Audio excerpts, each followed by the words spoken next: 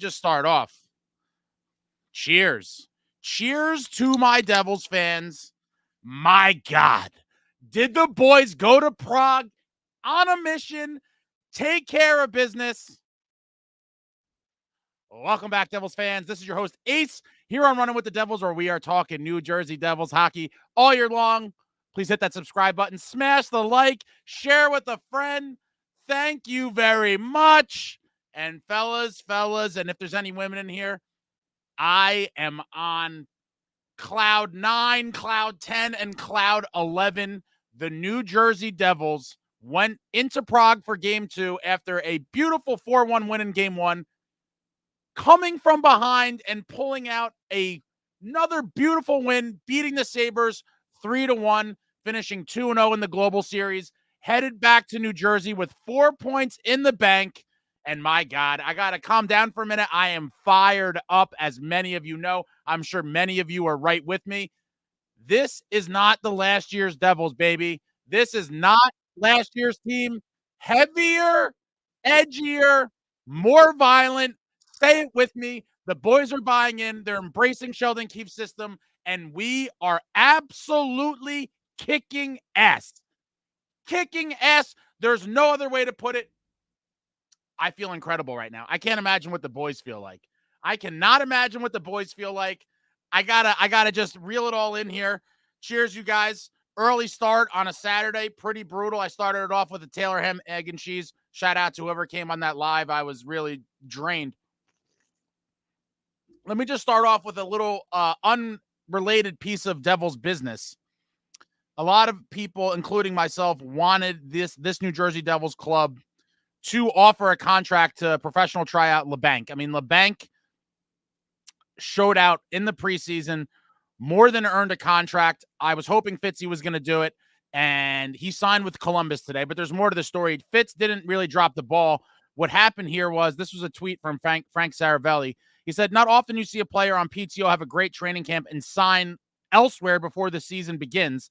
The Devils did offer Kevin LeBanc the same contract, but they needed to waive him and put him in the AHL for cap reasons. The Blue Jackets have injuries. He swooped in. Good opportunity now for LeBanc. So I can't blame him there. Fitzgerald, saw the same thing we all did, obviously. Thought this guy could potentially be a player for us. Gave him a contract. And, I can't blame LeBanc. Obviously, having to deal with the whole AHL thing is not appealing. He took the path of least resistance. He's probably going to play for Columbus game 1, and I don't blame him. But this is a testament, and it sucks that we didn't get him. I really liked LeBanc, what he showed in the preseason, and I wanted him. But the reality is, we did not get him because the result of being so deep. Our depth is incredible.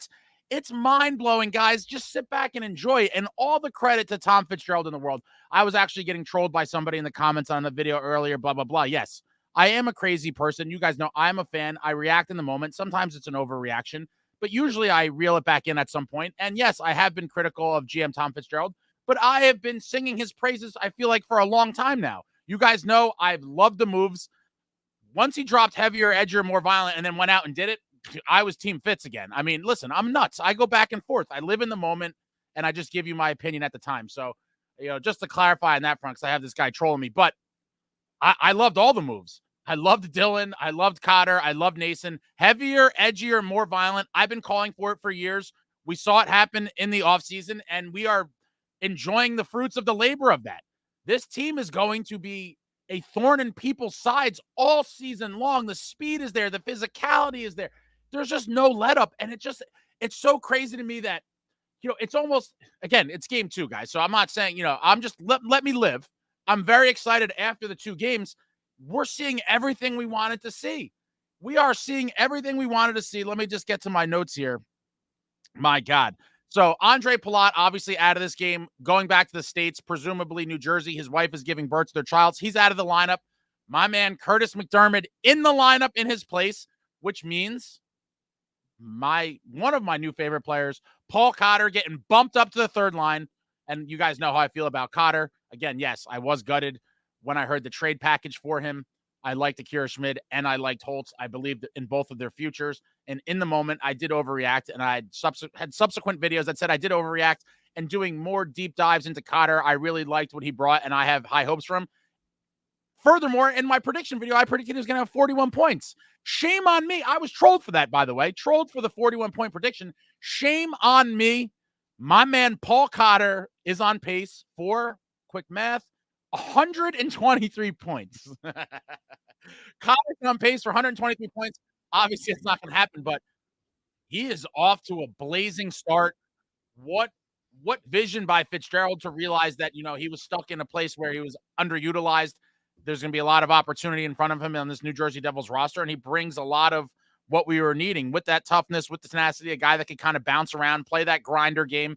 And my God, the sky is the limit for Paul Cotter. He gets bumped up to the third line.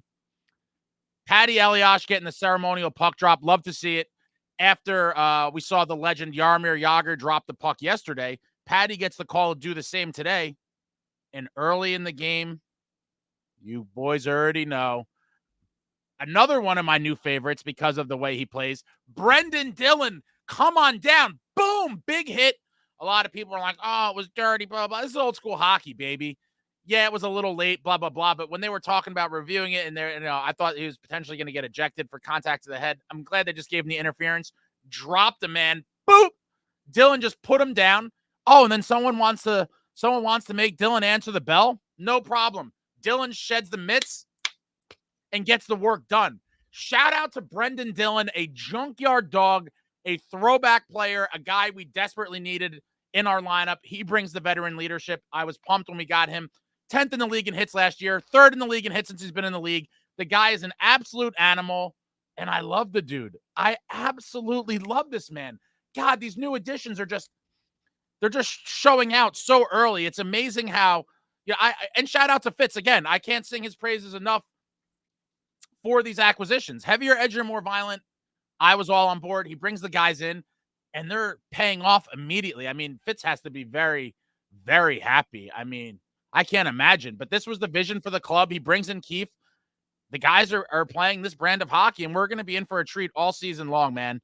We are going to be in for a treat all season long, but Dillon lays the big hit, gets the mitts off, feeds the guys some shots, and it was beautiful to see. Some good chances back and forth in the first period. Jake Allen had some good saves. Levi had some good saves. And it did seem a little early on. It was going to be one of those nights where some of the guys, especially the top line, might be snake bitten. We were getting tons of chances, buzzing, and, just couldn't finish. I thought it could be one of those nights where, again, we were going to win without production from them. But obviously, as the plot continues, that wasn't the case. But shout out to Dillon. What an amazing sequence of events on that power play after his big hit. Big penalty kill for the Devils. The Sabres didn't even get any shots on goal. We go to the second. Devils get a power play. A Sabre broke a stick, and Jack was trying to point out something. And essentially, when a guy breaks a stick when they're shorthanded, you essentially have a 5-on-3. We couldn't capitalize. And it is funny. One of the things I realized throughout the game, there was a bunch of broken sticks, I feel like, more than normal. And I'm not sure why. And the officials were not clearing them away in any sort of timely fashion. And I was just curious, it was a very weird thing to me. There was debris all over the ice on several occasions. I'm like, someone's going to, break their neck, or it's going to affect the play because these pieces of sticks are just everywhere. I just thought that was weird. But Dillon also had a monster block shot in the second period where he got up and he looked like he was laboring back to the bench.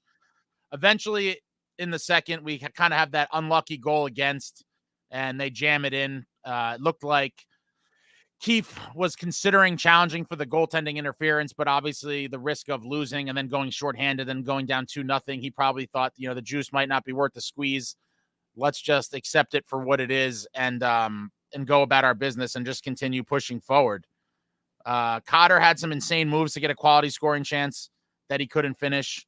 And then, welcome to the show, Seamus Casey. My God, what a story. What a player. What a talent. Fitzgerald was going to start him in Utica this season. I thought that was a sensible move. We have incredible defensive depth. I thought playing 3 kids on defense at once might be a little crazy. Injuries happen. Casey gets on the plane, goes out to Prague. He's inserted into the opening lineup. Looks pretty good. Game 2, he comes in, getting power play looks again. And in the second period, an absolute snipe, a beautiful toe drag, and just rips it upstairs. Congratulations, Seamus Casey. Welcome to the league, kid. You look like you belong, and you look like a guy that I just don't know. It's just so crazy. Guys, the defensive depth is insane. Like, what are the coaches and staff? What are they going to do? When Brett and Pesci come back, what do you do? What do you do? How do you take Casey out of the lineup? Tell me how. And even Kovacevic, my God, it would kill me to take him out too. This is an incredible problem to have. The riches on defense are just, it is a beautiful thing to see. I feel like we haven't been this deep at defense in years and years. And we have tons of young guys coming up as well. Someone in the chat I just saw real quick mentioned Diot. He's supposed to be a player. Obviously, a little bit further down, we have Salayev. There's a couple other guys. But the defensive depth is crazy. It's absolutely crazy. And I don't know what the coaching staff's going to do. Seamus Casey, great at moving the puck. Again, great hockey IQ, great vision. It seems like he's trying to play a little bit more of a simplified game than maybe we saw Luke play at points last season, where Luke was going to maybe take some more chances, take a little bit more gambles. Casey's trying to just stay in the lineup, play it straight, not do anything too crazy, and chip in when he can. And on that power play, he had that beautiful toe drag, ripped it upstairs. He was obviously ecstatic again. Shout out to him. What a shot and what a start to an NHL career after having a great preseason. And these injuries just paving the way for him to get right into the lineup. I mean, my God, what a beautiful goal. And we go to the third. We're tied at 1. And you're like, all right, who's going to be the hero? You know, how is this going to end? You know, who's going to step up in the big moments? And Paul Cotter with a beautiful finish off of a beautiful feed from Jackhughes, getting some extra time tonight because McDermott in the lineup. Hughes out there buzzing around with no points to speak of in the 2 games up until this moment. Beautiful feed from Jack. Cotter with the moves, pops it upstairs, and you've seen the hands on this kid. And that's why when I, again, did the deep dive over the summer, I was really looking at some of his plays and things. When you see guys finish like this, it's not a fluke. It's not luck. It's not a mistake. The dude has hands and he could finish. And he's got speed and he's gritty. I absolutely love this addition. Again, shout out to Fitzy on bringing him in. Last time I was pained, I did like a Kieran Holtz, but Paul Cotter is looking like quite the find, and it looks like he is going to thrive under Sheldon Keefe on this new look New Jersey Devils team. Heavier, edgier, more violent. Hughes gets the feed to Cotter. He pops it up on a beautiful finish in what ended up being the game-winning goal.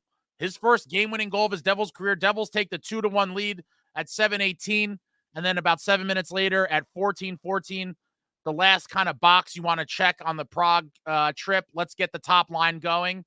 And did they ever? Jack off of a beautiful rush with speed, comes flying down, gets it to Bratter. Bratter kind of freezes everybody for a second with a fake shot, goes behind the net, throws it right in front. And the crashing timomeier, just crashing to the net. As easy of a goal as Timo's ever going to get, puts it in the back of the net. Everybody on the top line getting a point on that one. Jack getting his second on the day, and you absolutely love to see it. Again, 1 goal from the top line, a goal from the third line, and another contribution from the defense. Seamus Casey getting the game-winning goal on the power play. And guys, it's hard. And to be greedy, I would have liked to get an empty netter. I would have loved for us to get an empty net goal there with the goalie out. We had a couple shots that went wide for icings and things, and I really thought we were going to win by 4-1 score again in identical games. But what a team effort. Gritty, grinding, just doing everything to win. Tons of block shots. I'll get to the stats in a minute, but I just cannot. It's just a crazy feeling because, you know, a lot of people were like, oh, you know, well, let me see what they do. And I mean, I was stoked for the additions. I mean, Dylan, Cotter, Nason, you know, Pesci, Markstrom, and net. And again, I believe this is a better version of the 22-23 New Jersey Devils that had that franchise season, record-setting season with 112 points, went to the playoffs, beat the Rangers in 7 after being down 2-0. This is a better team, and I think now they might be even better than I anticipated. I was trying not to get totally crazy. In my prediction video, I think I had them having, 104 or 106 points, a very good season, not a franchise record setting season. But I mean, and again, it's only game 2, but as a Devils fan who lives and dies with this team and has wanted them to be, relevant and a great team and capable of going on those playoff pushes for so long, when I saw the vision coming together, and again, our war cry, guys, say it with me, heavier, edgier, more violent. Fitzy brings the personnel in. He brings in Keefe. I'm calling Keefe the general. He is a general. These boys are soldiers out there for war. We are going to war every night. And if we continue to play like this, assuming we stay somewhat healthy, we now have depth to weather some injuries, but obviously a injury to a key player for a substantial amount of time would suck for any team. Assuming we stay somewhat healthy, the sky is the limit for this club. They are going to be dangerous. They are going to be absolutely lethal, blocking shots, hitting. Just, my God, it was another masterful performance. Another masterful performance in Prague. Let me get to the game stats. Devils just overwhelmingly with the shots on goal here. Devils 37 shots on goal to the Sabres 18. Devils with a big bounce back day in the faceoff circle. 64.7% to the Sabres 35.3. That's domination. Another box we wanted to check. Let's get something going on the power play. Seamus Casey does just that. 1 for 4 on the power play. Sabres were 0 for 2. Devils with 13 hits. Sabres with 25. Block shots. 22 block shots for this Devils club. Let's go. 22 block shots. 10 for the Sabres. Devils, again, a lot of giveaways. 26 giveaways to Sabres 17. Devils with 5 takeaways. Sabres with 4 takeaways. Hits plus block shots, my number is 40. I like to get to that 40. We had 22 block shots and 13 hits, so we're at 35. A little shy of my mark that I'd like to get to, but blocking shots, I don't know. I would love to see behind the scenes, like, how is Keefe this is now just second nature. It is ingrained in these guys' minds. You must block shots. That's actually a signature of John Tortorella teams, and I think Keefe must be, preaching that religiously as well, aside from pace, sprint everywhere, physicality. Block shots are getting ratcheted up at a level I never thought I'd see this New Jersey Devils team do. I mean, the guys are just eating pucks left and right, and it's a beautiful thing to see. Let me just want to scan a couple stats here. I just want to give credit where credit's due and acknowledge these beautiful stats. These nicohischier with a block and a hit. Bastian with a block.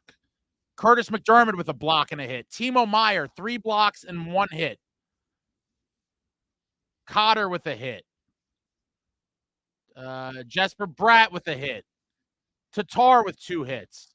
And then we get to the D. Brendan Dillon, 5 blocks and 1 hit. I got to come up with my individual award for not the stars of the game, but some sort of award. I don't know. The hard hat's kind of overdone. I got to think about what I want to do, but I'm going to have my own little award going forward to award something equivalent of the hard hat. I don't know. Maybe it'll be a hammer. I don't know what it'll be, but something to represent the new mantra, heavier, edgier, more violent guys. And tonight's award, hats off. My award for that tonight goes to Brendan Dillon. Absolutely goes to Brendan Dillon with 5 blocks and a hit and a scrap. Brendan Dillon personified heavier, edgier, more violent tonight, setting the tone early. Absolutely love this man. He is going to be lethal for our club all season long. Dougie Hamilton with 3 blocks and a hit. Kovacevic with a block and 2 hits. Shimo Nemitz with 4 blocks. Seamus Casey with a block.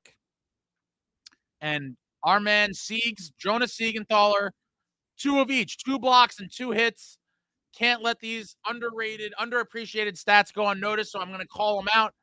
And God, guys, I just don't know. I mean, I'm trying not to get ahead of myself, but I'm envisioning going to games in May and June. I mean, in my prediction video, I had us going to the Eastern Conference Finals. And again, I said at the time, I hope I am wrong. I hope we are playing for Lord Stanley come June. And from what we've seen thus far, and again, I'm not saying this is what's going to happen, so save the nonsense for the haters, but you cannot feel any way other than super enthusiastic after what we've seen from this Devils club after 2 games and overseas in foreign territory. they're not quite. I mean, they are. They're legit road games. Maybe the facilities were a little bit better than they would typically have in some of the NHL locker rooms. I'm not sure what their setup is there, but very far away from home, different time zone, a lot of unfamiliar elements.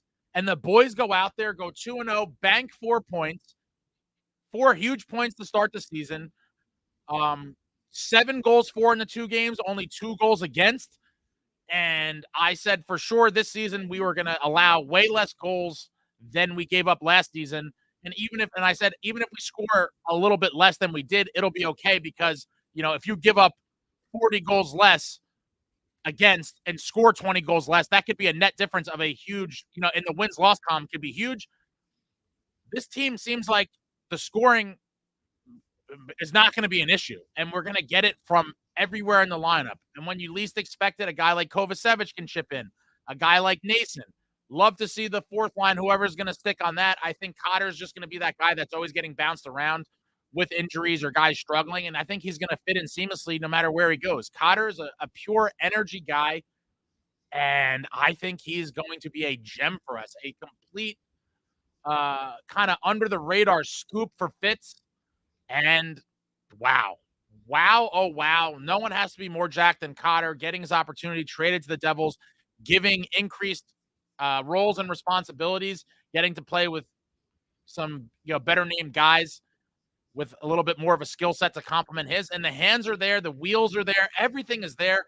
Cotter is going to have a career season, guys. I predicted 41 points for him. Shame on me. Shame on me. He might get more than that. He has 3 through 2 games. Again, long season. Guys get cold. Guys go through droughts. But there's nothing but positive feelings and vibes coming out of this trip. I mean, what more did you want to see? We basically saw everything you'd want to see and more. Oh, let me get the 3 stars of the game. 3rd star goes to Buffalo's goalie, Levi. I mean, yeah, he did keep him in there. I do feel like we could have blown them out in this game if it wasn't for some of his big stops. Jackie boy, the number 2 star with 2 assists on the evening, and the number 1 star, our young man, Seamus Casey, with the game-winning goal. An absolute beauty on the power play with that toe drag, highlight reel stuff, throwing it upstairs. And this is, guys, this is the new look New Jersey Devils. This is not last year's Devils. We are not going to get smacked around. We aren't going to fold under pressure. When teams put the pressure on and start, trying to gain some momentum, we're not going to fold. This is a different team. This is a different mindset. And Keefe has these guys out there like military soldiers. And it even comes through in the post-game interviews. Markstrom was very stone-faced serious. I just don't have enough words to describe how this season has started, how it is the personification of all what we had hoped for. Heavier, edgier, more violent. It's happening. Balanced scoring. It's happening. It's just everything is happening. Seamus Casey has now caused a problem. It's a real problem. How do you take this kid out of the lineup? I don't know how you do. I think Keefe really likes him. It seems like Keefe really puts an emphasis on moving the puck out. And the fact that I almost did it again. The fact that Seamus Casey is playing a little more of a simple game, trying to avoid being on the highlight reel for the opposing team. He definitely doesn't want to be out on the ice for goals against. And so he's just making some simple, easy plays when they're there. And when he sees a window to try to sneak into the play and produce some offense, he's going to do it. And getting a chance on the power play. Again, this kid is playing on his offhand in place of Luke on the defense, and he's getting power play time. Furthermore, now I'm just, guys, I'm on cloud 9. Things are flying through my head, so I'm just trying to, organize them in some sort of way. Not only is it going to be hard to take Seamus Casey out of the lineup, let's assume he does stay, right?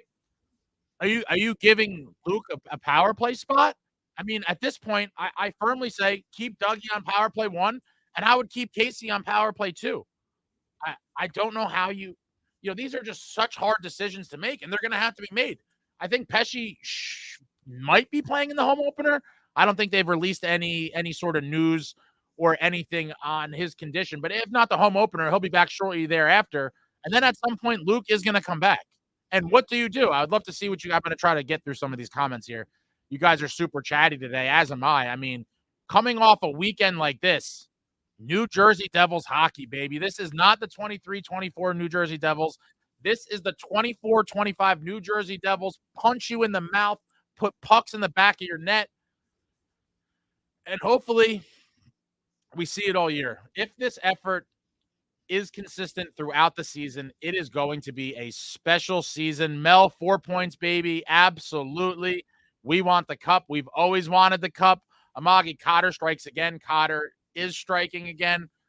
We did it. 4 points to start the season. Only 18 shots for Buffalo. He is back. And that's a good point. 18 shots against in today's NHL is pretty telling. I mean, most games you see teams in the high 20s, 30s, and occasionally you see in the 40s. Holding a team to 18 shots, there's something to be said for that. And again, Buffalo might not be the best.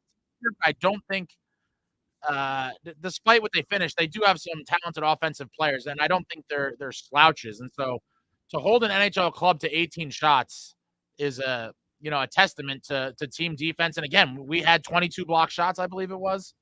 Was it 22? Yeah, 22 block shots. Guys are eating pucks, sacrificing the body for the team to win. And these are all characteristics and trademark winning teams that win cups or go deep in the playoffs. You need guys to be doing that. Sacrifice the body, make the plays. Cotter's got hands. Boy, does he have hands. Dylan makes the team tough. Absolutely. He is going to be a problem for people all year long. And he just was like, oh, you want to drop the gloves? They were off in seconds. He's throwing bombs after laying that big hit. My God, you can't say enough about Dylan. Old school type player, throwback hockey. Alex, I am totally on fire. Cotter and Dylan did put the league on notice, as did the whole New Jersey Devils. I'm sure all the other teams, watching the highlights or segments of this game were like, my God, Fitzgerald has built a monster in New Jersey, an absolute monster. And now with this new look, new identity of being physically tough and not taking people's crap and, kind of being abrasive, I think, the teams are definitely going to be like, whoa, this is not the New Jersey Devils we've seen for the past couple seasons. This is something entirely different. Alex, I absolutely love our forecheck. And how about Casey, boy? You can't say enough. You can't say enough about Casey and his emergence as one of the blue liners at the moment. And it will be a shame if he comes out of the lineup. It is possible, guys. I mean, listen, Pesci and Luke coming back. Two guys have to come out on defense.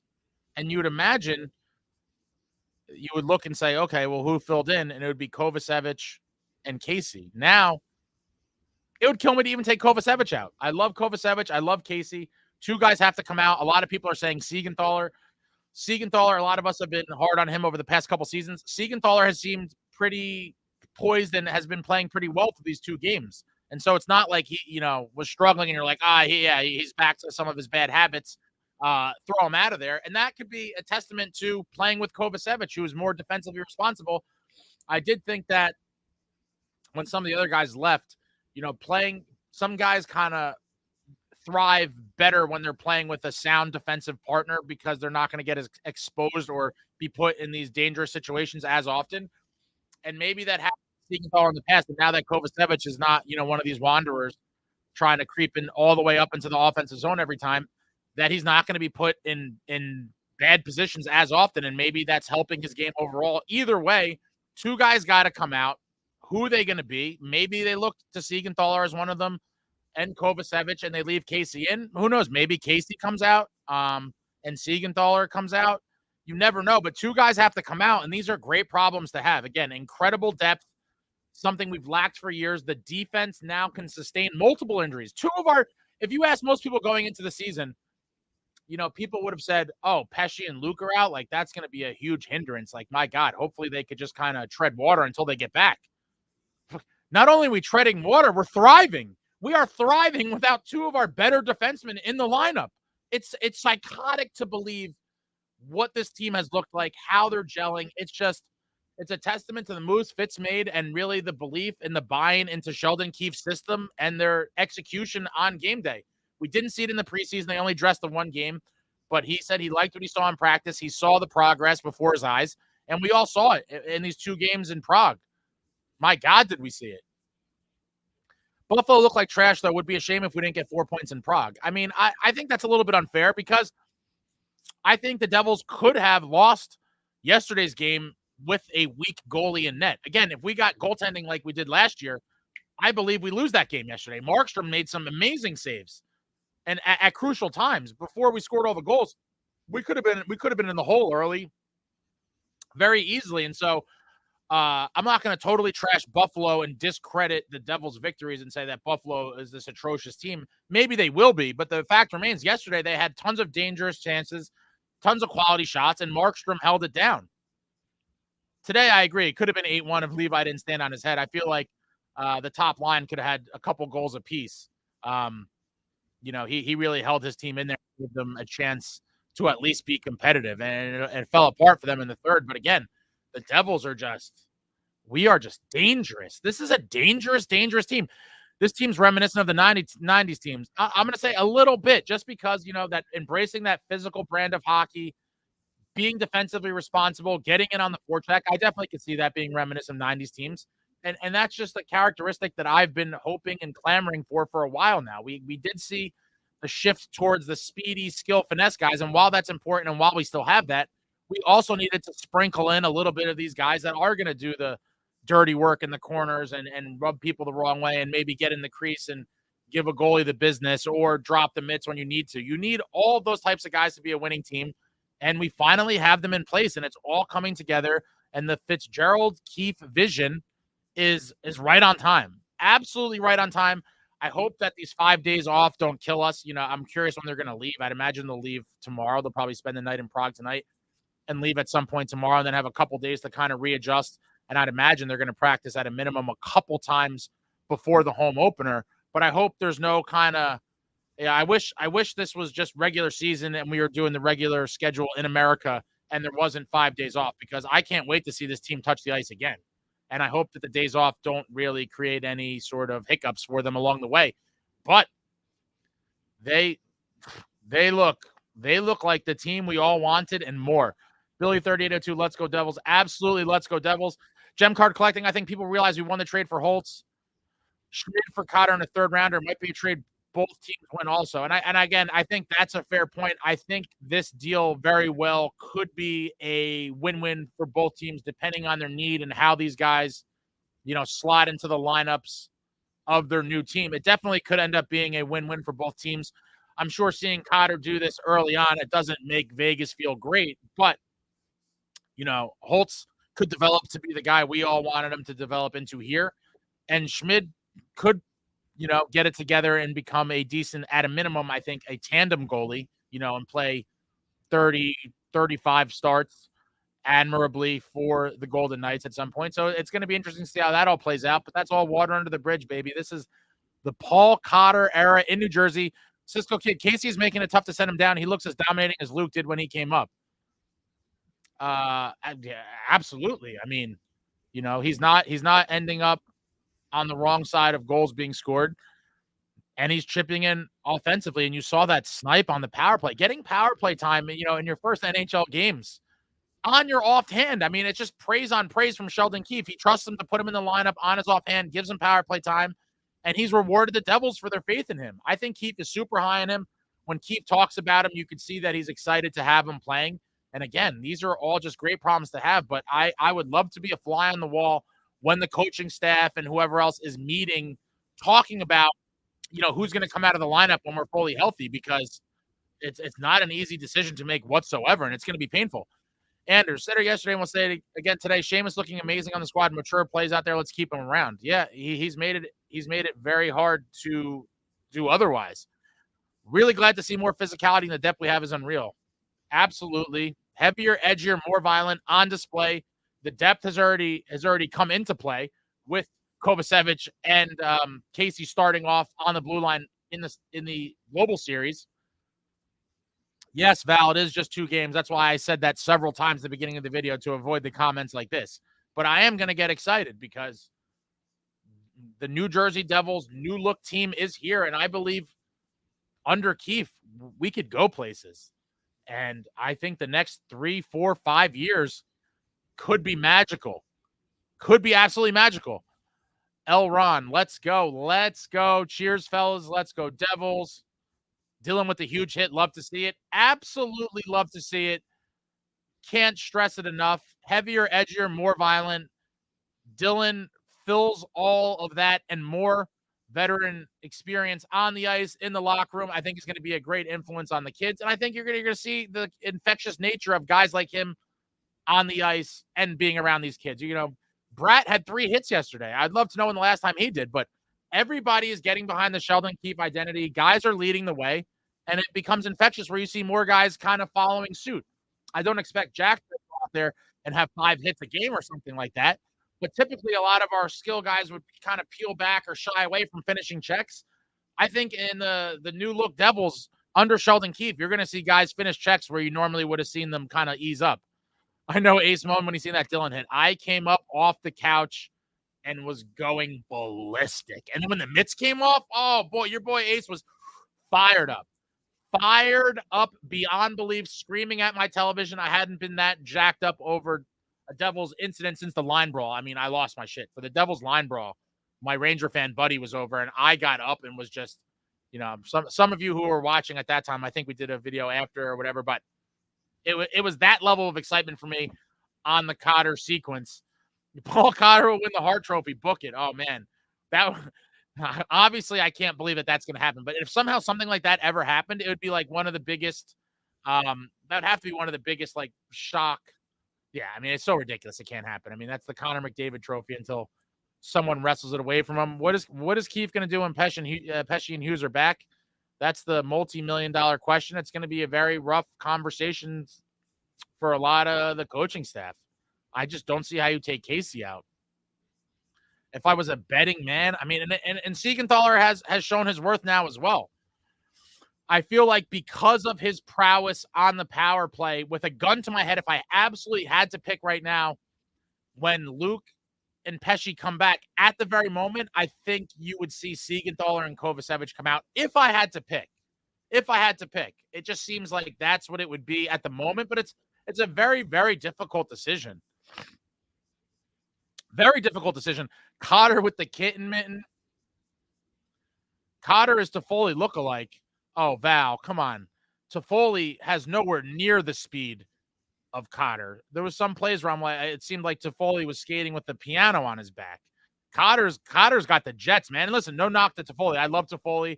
I thought he was a good kind of veteran presence and winner and guy that brought a lot to the team and around young kids. And I thought that, you know, he did an admirable job while he was here.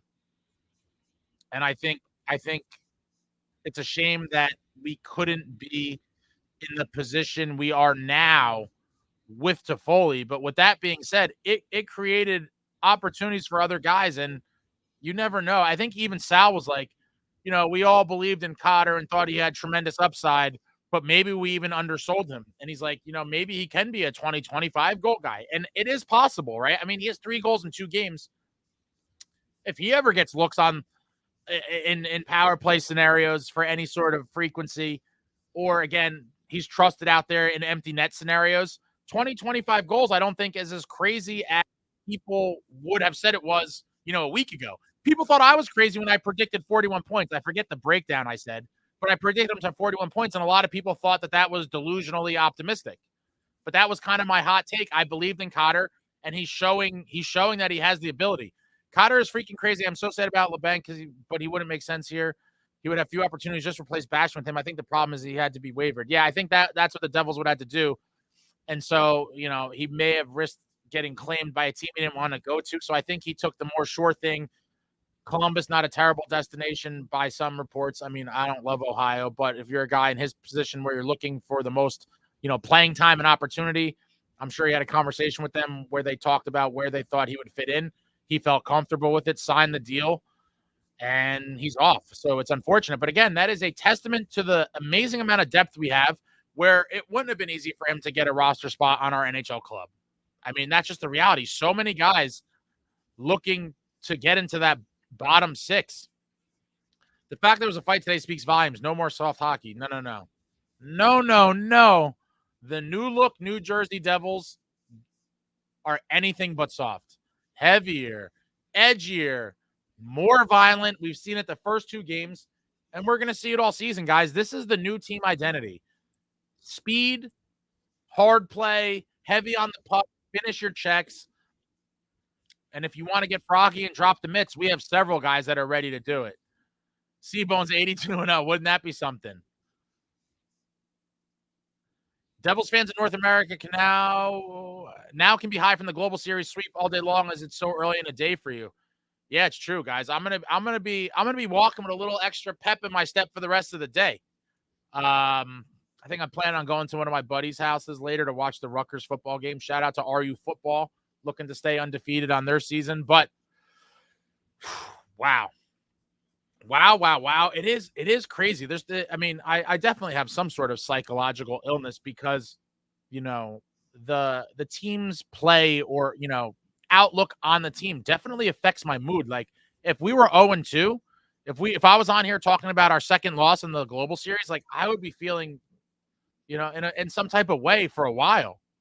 And so it is amazing how sports, for some people that are maniacs like myself, a 2-0 and not only going 2-0 in the fashion that we did it, right? It's like we didn't just win the 2 games. It's like we won the 2 games and did a lot of the things that you've wanted to see for years, and it's all playing out in front of us. And I couldn't be happier about it. And I know a lot of you, especially the longtime fans that were around for the glory days back in my day, and you saw the Dynasty Devils, and you saw the winning culture under Lou Lamoriello, and you saw the deep playoff runs, and you saw the cups, and you saw the tough guys, and you saw not backing down, and you saw all of that. We deviated from that so much in recent years, and now it seems like it's sort of coming, not fully full circle, but it seems like we're slowly creeping back towards that. And my God, does it feel good? Does it feel good? The days of other teams taking runs at our skill players without having to answer the bell is over. It absolutely was over. It was pretty much over for the most part when we got McDermott, and then the summer, once Fitzgerald came out with the war cry, those days are over. You're not going to take liberties with our star players. You're not going to do cheap shots. You're not going to do the BS. If you want to do shenanigans, we got guys that will handle. We have a shenanigans handling department, and there's several of them on the committee. Fitzgerald made a mistake not signing LeBanc. I said earlier he tried. There was some complications and stuff, and it didn't work out. But best of luck to him in Columbus. Hopefully he doesn't do damage against us. What up, game? Shout out to Traveling Devil Mark. He actually came into the live this morning on the pre-game show live from outside of the O2. Traveling Devil Mark, super cool dude, living up to his moniker. Went out there for the Global Series, living his best life before he heads off to Italy. I'm super jealous. Oh, wait. Oh, my God. You guys are talking a lot. I'm so behind in the chats. I guess you guys were chatting before. I'm an idiot. I wasn't, I got like a million tabs open and stuff. Yeah, Ryan, they look like absolute dogs, and that is what you want to see to get back to a winning culture where every year during the Lou Lamoriello era, for most of it, from that 95 to whatever you want to call it, 07-ish, 8, 9, whatever it was, Lou Lamoriello straight up would tell you before the season, like, Lou, what's your expectations for the season? He's like, to win the Stanley Cup, the same as it's been every year for the previous, 20 years. He wanted to win the cup every year and maneuvered like that. Now, did he, make some questionable moves and ones that aged horribly in his pursuit of that? Absolutely. He absolutely did. But he was also the architect of 3 Stanley Cup championship teams, division winners, teams that went deep in the playoffs, and they were all made up with, a blend of the skill top level guys as well as the character finesse grinder types that don't always show up on the score sheets, but do the little things that you need to do to win. Hits, block shots, all that. You need those guys, and we have them now. And like someone said earlier, this is more reminiscent of those teams. It's a more complete team, and I couldn't be happier about A, what we just did in Prague, and B, the outlook on the season. Are we going to go through some hurdles and go through some trying times and a slight little slip ups and skids here and there? Yeah, that's inevitable. Over an 82 game season, you can't roll over everybody and think you're going to be flawless every night. There's going to be off nights for certain players. There's going to be off nights for the goaltenders. There's just going to be off nights where we lose stinker games and you're like, what the hell was that? But they're just going to be flushed away and we're going to get right back to business in the next game. And I feel like this team just really, really has those makings of the teams that are capable of going far in the playoffs and pushing for that Stanley Cup.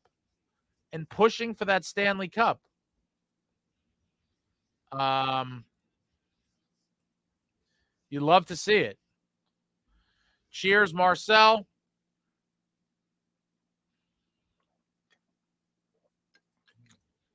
Oh, amidst my rant, I forgot about all that as well. One of the most annoying things, and there's no way to really exactly explain why it happened, but last year we were absolute dog duty in the second half of back-to-backs. Thank you for bringing that up, Ryan. I forgot about that as well. We were like, I think at one point we were like 1-10, 1-11. I forget what we finished at, but the second half of back-to-backs were nearly guaranteed losses for the 23-24 New Jersey Devils for whatever reason. They just couldn't get it together. We kind of, broke that at least early on. Back-to-back games, we show up, win the back-to-back. I also like the fact that we came back from down 1-0. Obviously, always want to score first and play with the lead, but they showed that, if you do score first, no problem. We'll still play our game. We'll get back in there, and we're going to give you a go. And the boys did that tonight. They came back from a 1-goal deficit. Oh, boy, some of you guys. I think the Devils are real this season. Traveling Devil for sure. Cheers, John. Boys, if you haven't subscribed, you're wrong. This guy is a Devils fanatic. Show some love. Yeah, thank you. If you are watching this and you're not subscribed, please subscribe. It is free. You'll see all the things coming out in the future. I'm trying to bring you guys the most exciting and cool kind of Devil stuff imaginable. I have a really cool interview coming out soon and some other special projects I'm working on. There's always tons of stuff in the works that I hope you guys enjoy. Like Luke Hughes doesn't have a spot. I'm sorry. Wow. That might be the hottest take I've ever seen. And maybe not ever seen, but that's up there. I just can't see a world where that ever happens. I mean, I suppose. But if I'm being honest, I believe like that would send shockwaves. I just can't see Keefe having the balls to do it. If his last name wasn't Hughes, could I see it happening with the defensive depth we have now at certain points? I can't see long term, but I can definitely see, again, if he wasn't a Hughes, but that player, if he was, Luke Johnson, I could see where some of the plays he might make that either end up with a bad goal against or, a horrible turnover.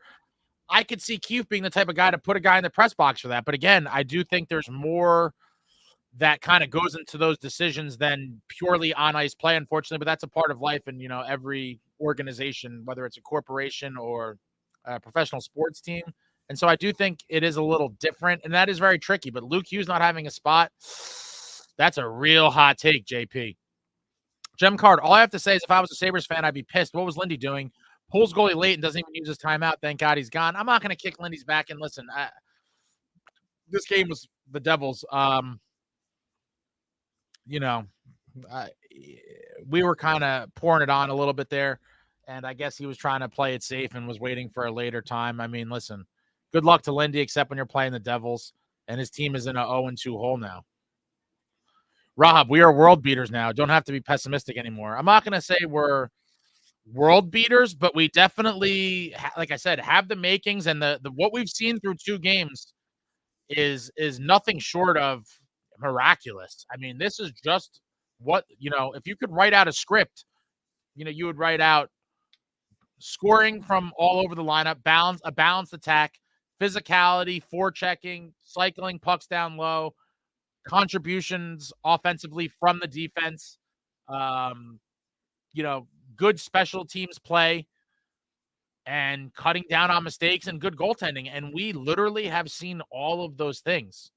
All of those things. Sieg and Casey both look better. That must be in reference to the Luke thing. Like I said, though, there's more that goes into it. Maria D, awesome. So wish I were there. I wish I was there too, Maria. Shout out to Maria. Hope you enjoyed your your morning dose of Devils hockey. Matt Jones, Casey is here to stay. Listen, he's made his case. Casey has made the case, and it's, again, I don't envy those coaches in that room having to make that decision. But if I had to say it right now, I have to believe he's in there. I just think, the multi-layers of the game where you could bring him in on the power play. He's not making those crazy rookie mistakes. He's just trying his best to play a simple game, stay in the lineup, and he's done it. Alex, say it. More violent. More violent. Oh, Val, trade nhlglobalseries. Come on, man. That's never going to happen. Be realistic.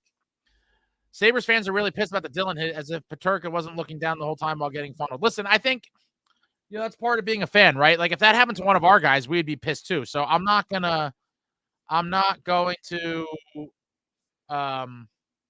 chastise them for that. It's your guy. You see your guy get laid out. You never want that to happen. If one of the Devils guys got laid out, we would be upset as well. And so again, I think that just comes with being a fan. Luke's hockey IQ looks worse than Casey's. I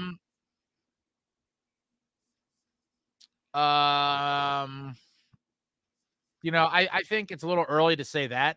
What I will say is I think Luke is more willing to make gambles on the ice. I will say that. I think Luke will get a little more involved and he will take bigger chances that Casey will not, because Casey knows his rope is super short. He's ecstatic to have cracked this lineup because of his great preseason and because of the injuries. He's not looking for the coaching staff to give him a second of tape to show him in a negative fashion in the film room. And he wants to stay in the lineup. And so, like I said, he's playing a more simple game. He's not going to take those crazy chances and try to make the highlight reel play and possibly get caught out of position and give up a goal against. He's not going to do that. And so I can't say it's hockey IQ. I just think it's that, Luke is more of a gambler where Casey is going to play it safer. You should make t-shirts heavier, edgier, more violent. It's funny, Rob. I have an idea for some things. Keep an eye out. There might be something coming soon. Select the boy. Mission completed in Prague. Mission completed for sure. Mission completed and completed well. It wasn't like, we just squeaked out 2 wins. Like, they looked really damn good. Heavier, edgier, more violent. The new-look New Jersey Devils are not to be toyed with. We are not to be toyed with. We are not to be taken lightly. We could win with finesse plays. We could win with grind them out plays. We have so many different ways to score, so many different guys that can contribute, and it's a beautiful thing to see, a well-rounded attack. Seabones, how about this kid Casey? Total surprise how well this kid plays under some pressure. I mean, here we are, right? Here we are. The Casey show is fully underway, live from Prague. Kobe, wake up in May when the Panthers-Devils Eastern Conference Finals happen. I can't wait. Devils have the best chance in the East of overthrowing us. Oh, man, that would scare me, though. The Panthers are battle-tested, right? Stanley Cup champions last year, Eastern Conference champions the year before they lost in the Cup Finals. They are a team that is just built for this. They are built for the playoffs, and I expect them to be very good this year as well. I see no reason why they wouldn't, outside of, again, injuries to key players, Barkov, Kachuk, Bobrovsky. But outside of that, I think they're going to have another phenomenal year, and they're going to pick up where they left off, and they're going to try to defend that cup. Absolutely. Devils are playing similar to the Panthers. Yes, they are. 4 lines that can contribute, that could make it ugly, get in your face, and just wear you down. Casey looks smoother than Luke, more defensively sound, just a better option. I think that all comes back to Casey not willing to make as many gambles. But it's going to be interesting how this all plans out. Luke, don't get crazy. I'm ready to plan the parade after 2 games. Listen, nothing would make me happier than scheduling and coordinating some sort of running with the Devils pre-parade party, blockbuster event of some kind. Nothing would make me happier. If we ever win the cup, and hopefully we do very soon, I will be doing some sort of crazy events for whoever's in the area or whoever could make it from out of the area. And nothing would be sweeter than some sort of pre-parade or pre and post-parade events. I'm not, again, and I will say it again for anyone who just got in here recently, I am not saying, oh my God, this team is destined for, the cup or anything like that. But to be 2-0 at this juncture in the fashion we did, playing the way we are, looking the way we look, I cannot help but to be very excited about the future. And that's all I am projecting here and talking with all of you, because a lot of you feel the same way I do. You've been waiting for it to all kind of come together, and you're like, yes, this is the team. My phone was blowing up all morning from all different Devils fans talking about, like, this is what we were waiting for. We finally look like the team we wanted to be. And it's all, the culmination of it all is happening. It is absolutely happening. Luke liability defensively at times. Yeah, absolutely. That is a function of him hopping up in the play, trying to make something happen offensively, and sometimes it doesn't pan out. Casey looks much better than anyone would have thought. Absolutely. I've said in the past, I thought he was going to pan out to be a great NHL player. I thought, he was definitely going to be in Utica this season. That's what Fitz wanted. We had all that defensive depth. A couple injuries, he gets thrown in there, and they must have told him, listen, kid, don't do too much. Play your game. Contribute when you can. And he's looked amazing. He's looked absolutely amazing. He came into camp on a mission. Even rookie camp, the prospects thing, he just he will not be denied. He will not be denied. Not a thorn. Teams are going to be sore after playing us. Yeah, there might be a lot of guys on the massage table or the cold tub getting treatments, because this Devils team is not going to, it's not an easy one on the schedule. Teams are going to look at that schedule and be like, come the new year, or even before then, even now, I think, like I said, we put the league on notice. People are going to be circling that Devils game. That is going to be a barometer for a lot of teams to see where they are when they play the New Jersey Devils, because they are bringing a specialized brand of hockey to an arena near you, whether that's the Prudential Center or on the road. Paul Cotter is a stud. Yes, he is. Paul Cotter is an absolute stud. That play was an amazing finish from the Hughes pass. And we're going to see him all over the lineup, I think, throughout the year. And I think he's going to be able to produce no matter where he goes. I think he's that kind of guy. Great success, Chris Emerson. Yes, let's go Devils. Gem card collecting. Can we give a round of applause for McDermott? No penalties today. Always like to see him stay out of the box. He did take some bad ones last year, and hopefully we don't see that in his appearances this year. Would have liked to see him drop the mitts as well. I thought maybe, but listen, if you're a smart guy in the league, why would you want to fight Curtis McDermott? Like, why? You're gonna lose, and it's just a matter of, how much punishment are you going to take in the loss to Curtis McDermott? Not a guy that many people are eager to drop the gloves with. Strike Eagle Trucker. There may be a clear difference for the better from last to this. We're talking about seasons. Yeah, absolutely. Absolutely. This is not last year's team. I had Cotter I had Casey plus 1,700 in Devils money line. Was that Casey to score a goal at plus 1,700?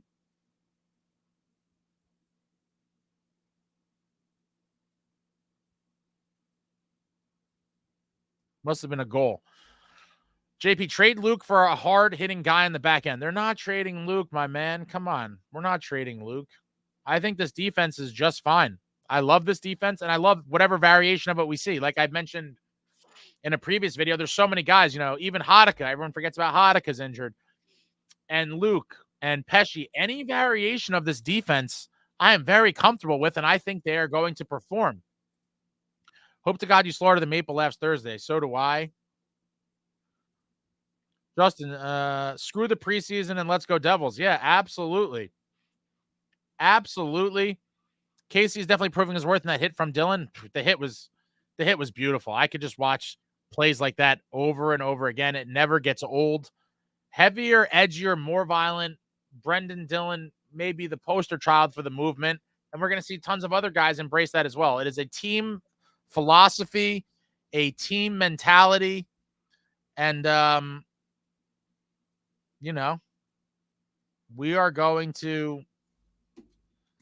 going to be enjoying this all year long. And I think it's just only going to become more infectious throughout the group. Like I said, you had a guy like Bratt throwing 3 hits in the first game.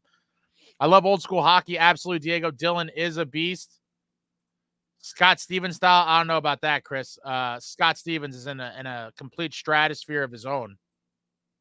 Strike Eagle Trucker. I'm a truck driver. Listen to games on Sirius XM. That is awesome.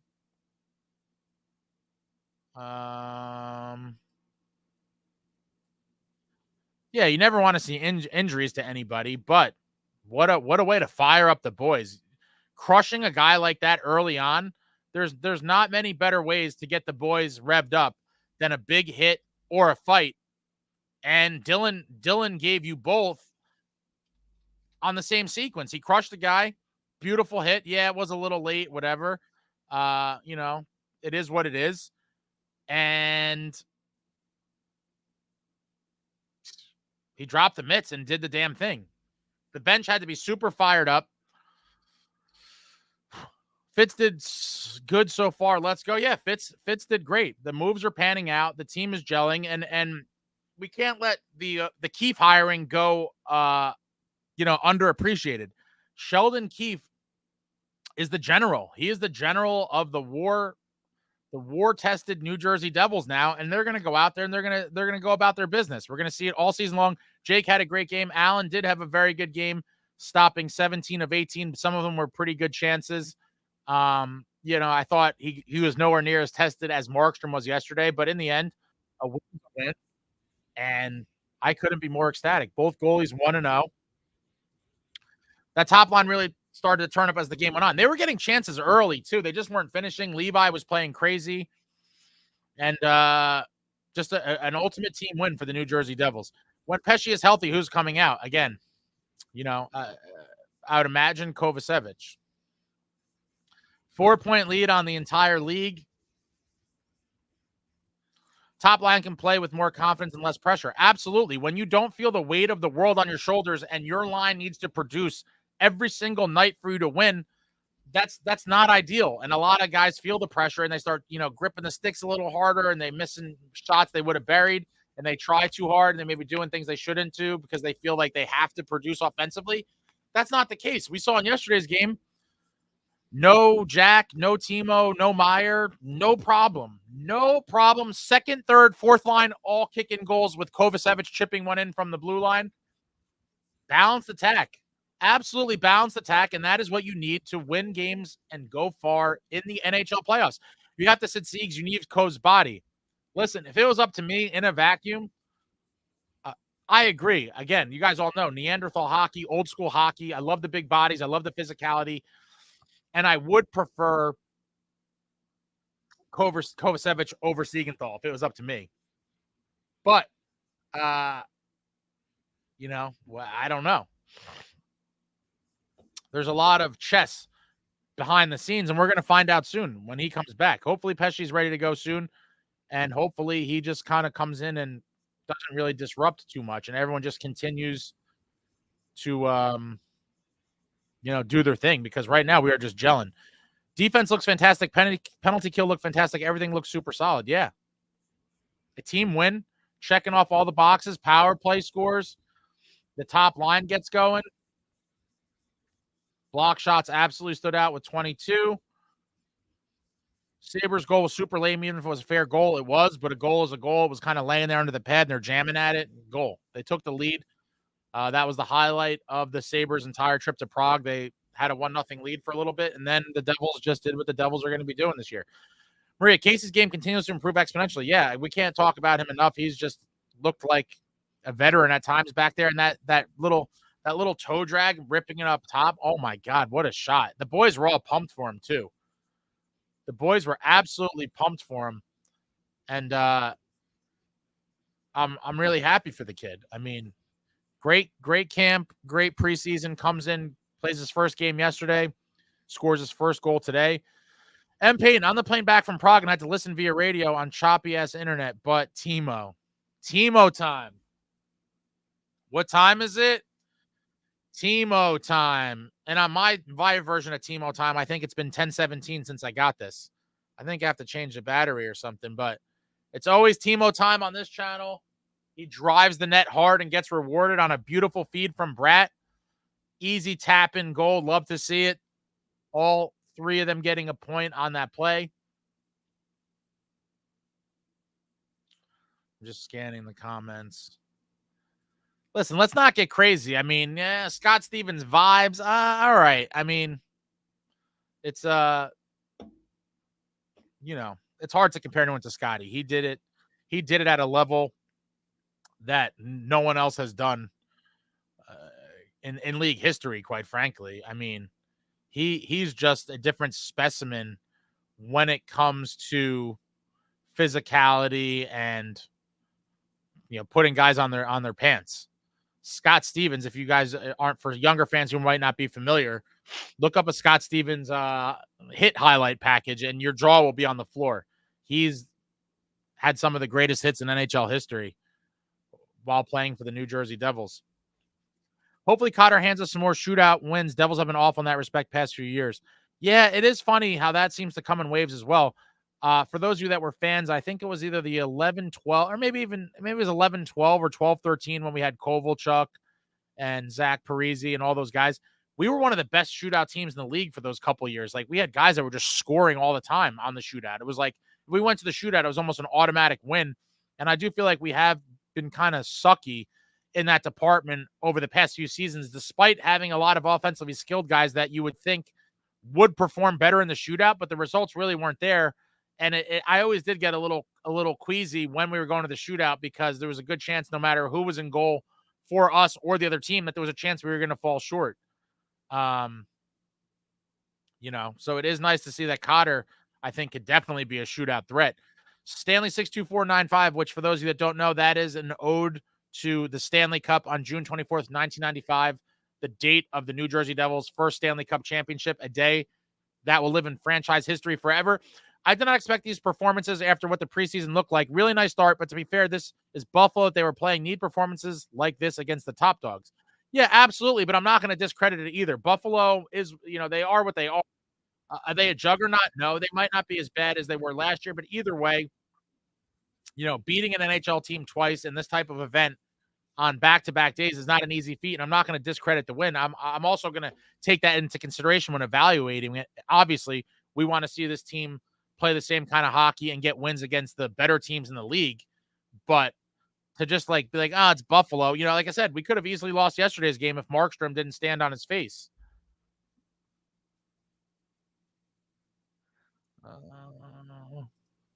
Damien, when was the last time we had a player like Dylan on this team? It's been a while. I mean, it's been a while. The last time we had a guy like Dylan on this team had to be a hard-hitting defenseman. It's been a while. It's been a real while. And Dylan was top 10 in the league, so I think it's I'm trying to think. I got a little bit of a brain fart right now because no names are jumping out. I mean, that's a testament to how I really kind of evaluate Dylan and the category I put him in. I mean, maybe, again, I'm not calling him Scott Stevens, but for lack of a better comparison, I mean, he's probably the most physical defenseman we've had since Stevens, I suppose. I'm trying to think if there's anybody I missed. I mean, Volchenkov threw some big hits, but I don't think he was ever top 10. It's a good question, though. Dylan is a dog, an absolute dog. Absolute dog. Stick Figs likes to make fun of me about this. The 22-23 New Jersey Devils that set the franchise record in points and beat the Rangers in that beautiful 7-game series. After Rusty made fun of me, Stick Figs, a couple months back, then I started saying it on purpose just to break his chops. We have so much depth. Fitzy might have to make some moves for a star forward, preferably. I mean, listen, if we play like we did tonight, the only thing I was potentially worried about, going into the season was how the middle six was going to perform, just because I thought there could be a chance again where we find ourselves kind of overly reliant on the top line to produce and for goal production. And I not that it's completely alleviated because it's only 2 games, but I feel like the second and third lines are going to chip in goals, and we aren't going to be relying on just Jack and Bratt and TIMO to produce. And now with a guy like Casey on the blue line, there's a lot of guys that could chip in offensively from the defensive group.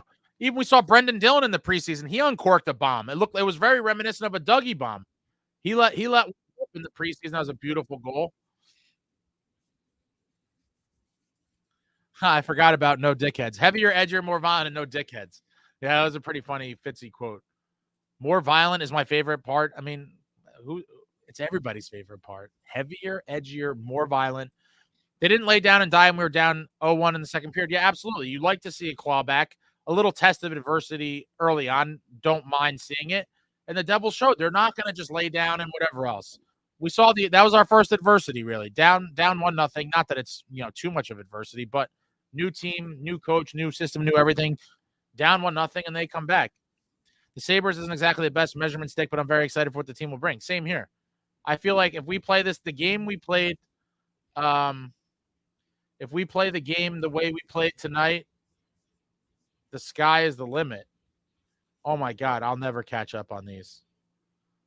Bear with me 1 second, guys. You guys are super chatty today. This just goes to show the good feelings and the good vibes when your team performs the way you hope, and we're seeing it now. You guys are super chatty today. Everybody's feeling good. Everybody chipping into the conversation. I appreciate you all. Thank you for being here. And by the way, cheers. This is brought to you by Surfside, and I actually spiked it up a little bit prior to. I juiced it up a little bit with Dirty Devil Vodka, the official vodka. Martin Brodeur, get some near you. I'll put a link in the description.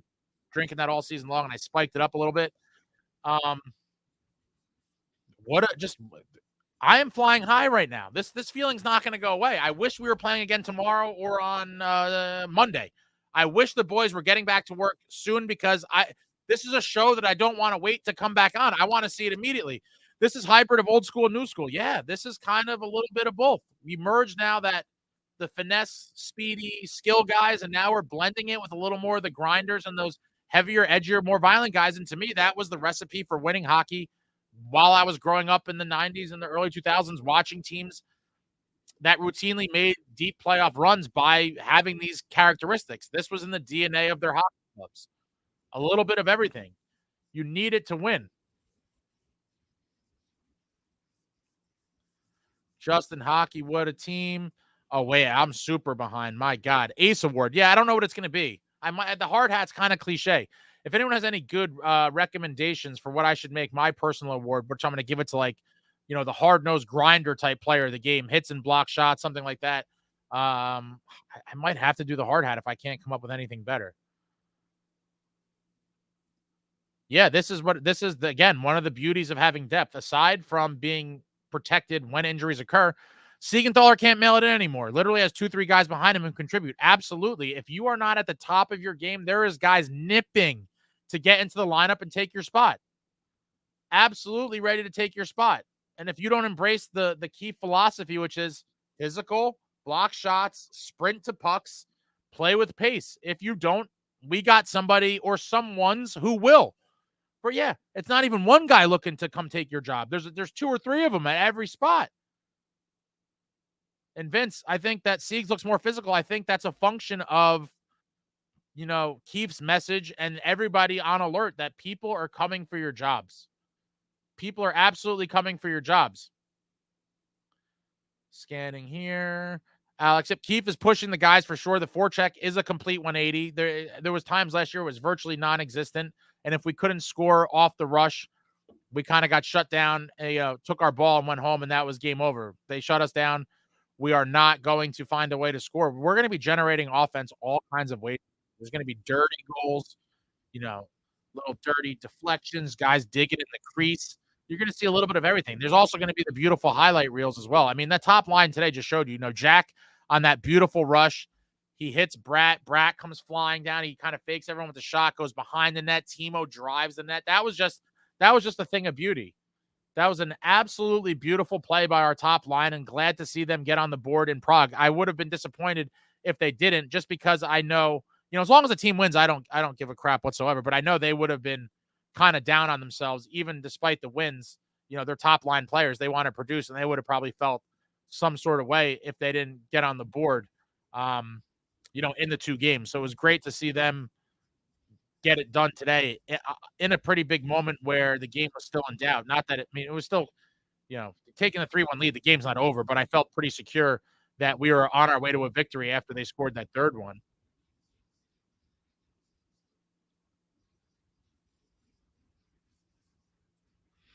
Love Cotter. If you watch these 2 games and still aren't happy, you need to get your head checked. Yeah, I agree. I don't see how anyone couldn't be on the Cotter, the Cotter super fan bandwagon right now. And he seems like a cool guy.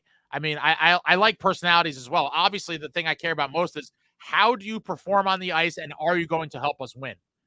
But it's always an additional nice, kind of added bonus when you see the interviews and you're like, that looks like a decent dude. He has some sort of personality and doesn't seem like, some of the guys you've seen over the years where you're like, I don't really like his personality. And again, not that it matters, but it is a nice bonus when they do seem personable and give really entertaining interviews on top of producing on the ice. I touched on this. I don't know if this is before or after you wrote this because I'm like, way behind. All you chatty Cathy's just blowing up the chat. Should Casey stay on power play 2 once Luke is back? In my opinion, yes. And it's like, it's an unfortunate thing, and Luke's probably going to be salty about it. I'm sure he took great pride and enjoyed playing on power play 2, but the reality is Casey has played phenomenal. Casey has played phenomenal, and I'm not tinkering with that. I'm going to let him ride that out for now. And then, if we see some sort of reason to look to change it up, then would I consider giving it back to Luke? Absolutely. But as of right now, I'm not changing that at all. And I am leaving him, right in that spot. Holtz couldn't even make his world team. He's broken, hard truth. And when I saw that news that he did get cut from them in the summer, I was like, oof, you got beat out by a non-NHL guy. That is very telling. I wasn't, taking it to be like the dagger for him because in the end, a lot of these teams, they are looking for certain roles within the team. So there could have been a guy, who is more responsible defensively or a bigger body to play a different role than what they were looking for. So I thought that may have been the reason Holtz, got cut in favor of another guy. But in the end, it's obviously never good when that happens. And it kind of was the writing on the wall because not much later, the trade that shocked the world came out with Holtz getting sent to Vegas. Getting a Cotter jersey ASAP represent. If I was into wearing current players' jerseys, he would be on my list for sure. Both him and Dylan would probably be at the top of my list of new guys of jerseys I would wear. However, I have a personal rule because I grew up in the glory days and I am spoiled. I personally could only put the names of the legends on my back personally for a jersey. And there's a whole separate issue of wearing jerseys of like children. It is kind of weird. I never thought about it as a kid because all the jerseys I have are guys that are older than me that I grew up watching. Now, like for me to put on a jersey of a young kid, I don't know. It feels a little strange. Feels a little bit weird. Dylan, Dermy, Kobe, Rangers should be quaking in their boots, and I'm sure they are. It's a shame we don't play them till I think early December. I would have loved, and I think that's a fail on the schedule maker's part. Like, why don't you kind of establish and renew the rivalry as early as possible? We all know there's going to be fireworks. It's always a great time when the Devils and Rangers play. Why make us wait till December for it? I thought they would have got one in at least November, but that's going to be a big one. It's at the Garden. I might go, and I might go with a couple of my Ranger fan buddies, which would decrease the likelihoods, I think, of me getting in fights. If I'm there with Ranger fans, it'll probably, I'm not trying to get arrested. And like I said, I don't start fights. I'm not one of these obnoxious fans. But if obnoxious fans, poke the bear, then I become and I react like the bear. And I don't look good in handcuffs. So I'm trying to avoid that. But I might have to be at that Garden game in December. Exactly right. Not going to get pushed around. Bring on the Rags. Yeah, everyone's circling that on the calendar.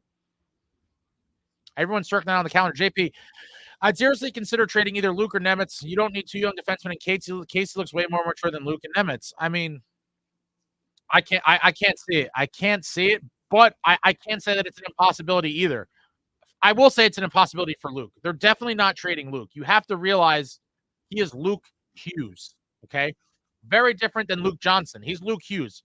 They're not going to break up him and Jack, whether you agree with it or not.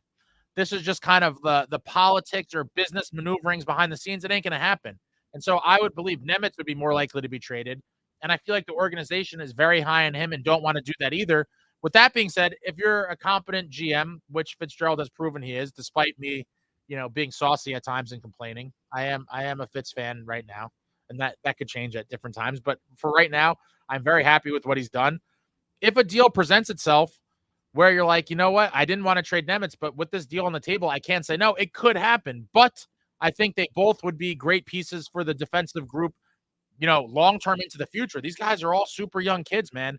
We could really have an amazing blue line for years to come. And I think it would be in the best interest of the team to try to, as hard as they can anyway, for both of them to be part of that group. And then you have like the guys like Diot in the wings and Salayev, and there's a couple others as well, but those are probably the two of the higher ones.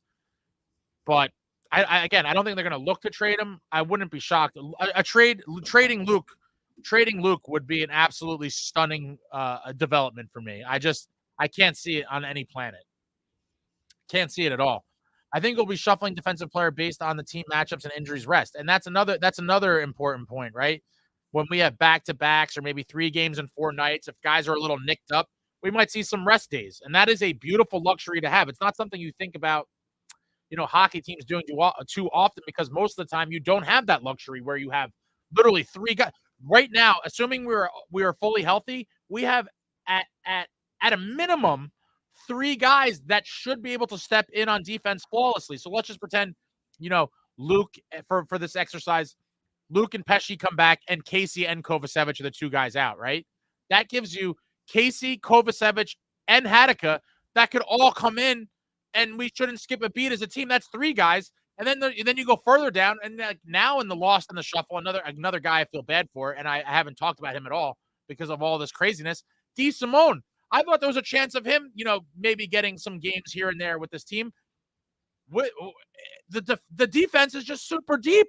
It is super deep, and some of these guys are itching to get in, and it's what a luxury to have. It is beautiful, and fair point there, Black Atron, that, on given nights, Sheldon Keefe is going to have his pick of the litter, and he could kind of, play chess here if he wants. If he wants to give a guy a night off, they have a little hamstring injury, a little something nagging them, they want to get some rest, get some massages on the training table, they have the ability to do it and really not suffer with the on-ice product and performance. It's an amazing luxury to have. It truly is. And it's a testament to what he did over the summer. It really is. It's just an incredible amount of depth, that defense. Both are bad moves. Casey is brand new. He's doing great, but there's no reason to be thinking about trades right now.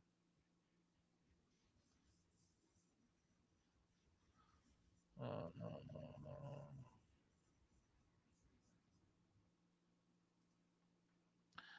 I couldn't believe what I was seeing. Don't want to speak too soon, but the team is looking like teams in the NHL that I've envied over the years while we're either eliminated or out of contention. Riot and respect. Absolutely. We are playing the way winning teams play. You get contributions from everywhere. Hard-nosed hockey, play with urgency, play with pace, and good things happen. And we saw it in these 2 games. And I'm ecstatic, guys. This could be one of the most fun seasons in quite some time. And it could be one of the most fun seasons. I mean, the 2022-23 season was very fun. But I guess ultimately when I reflect on it, after the fact, which I'm doing now, looking back on that year, I guess the fun is really measured to me, obviously, by the playoff output, right? And yeah, we made it to the second round. I was at the Rock for some of the Ranger games and some of the Carolina games. We played hockey in May, and that was a great accomplishment for the group at that time. It really was. And now I'm hoping for this group to increase that fun level and get us to games in late May and June. But this team definitely has the makings of what you want to see your team play like.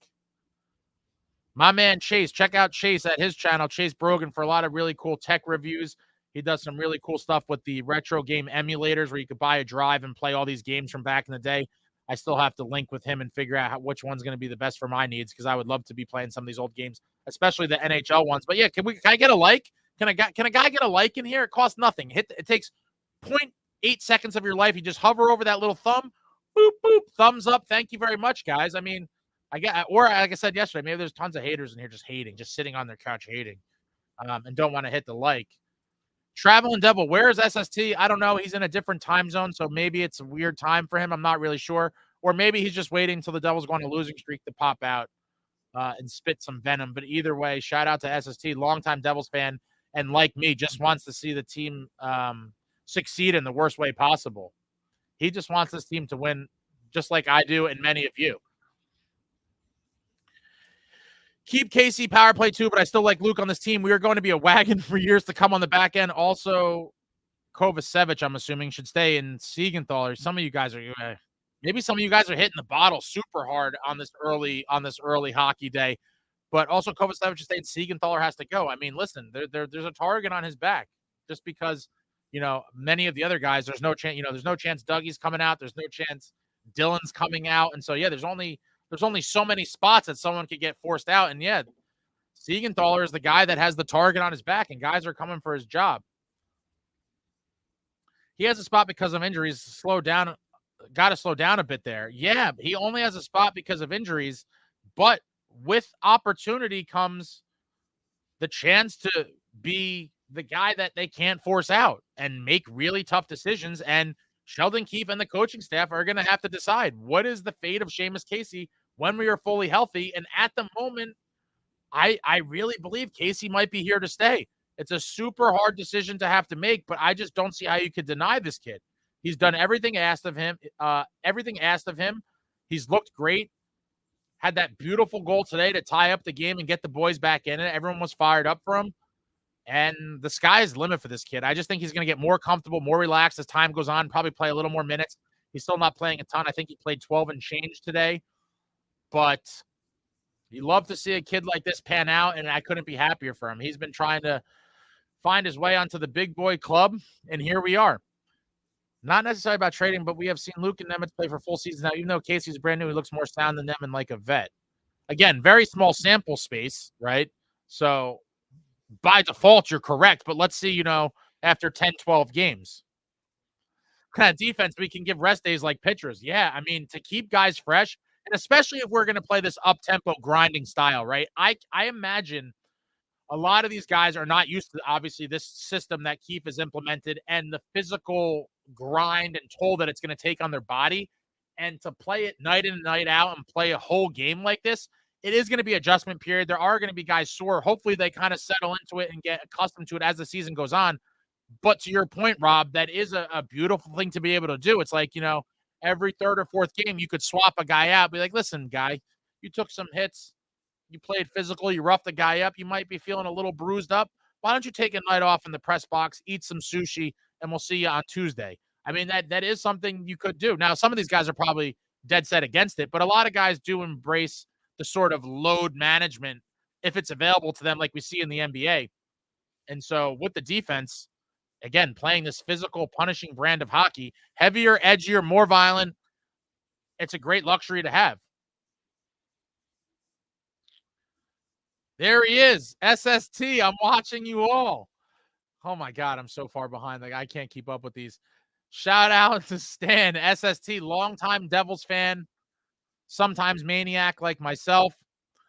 JPP, Devils have swag and physicality back now. It's about maintaining it. Absolutely. They have to play this way every game. If they play like this every night, I mean, I would have to believe now 50 plus wins is there for the taking, and you never know. The sky is the limit.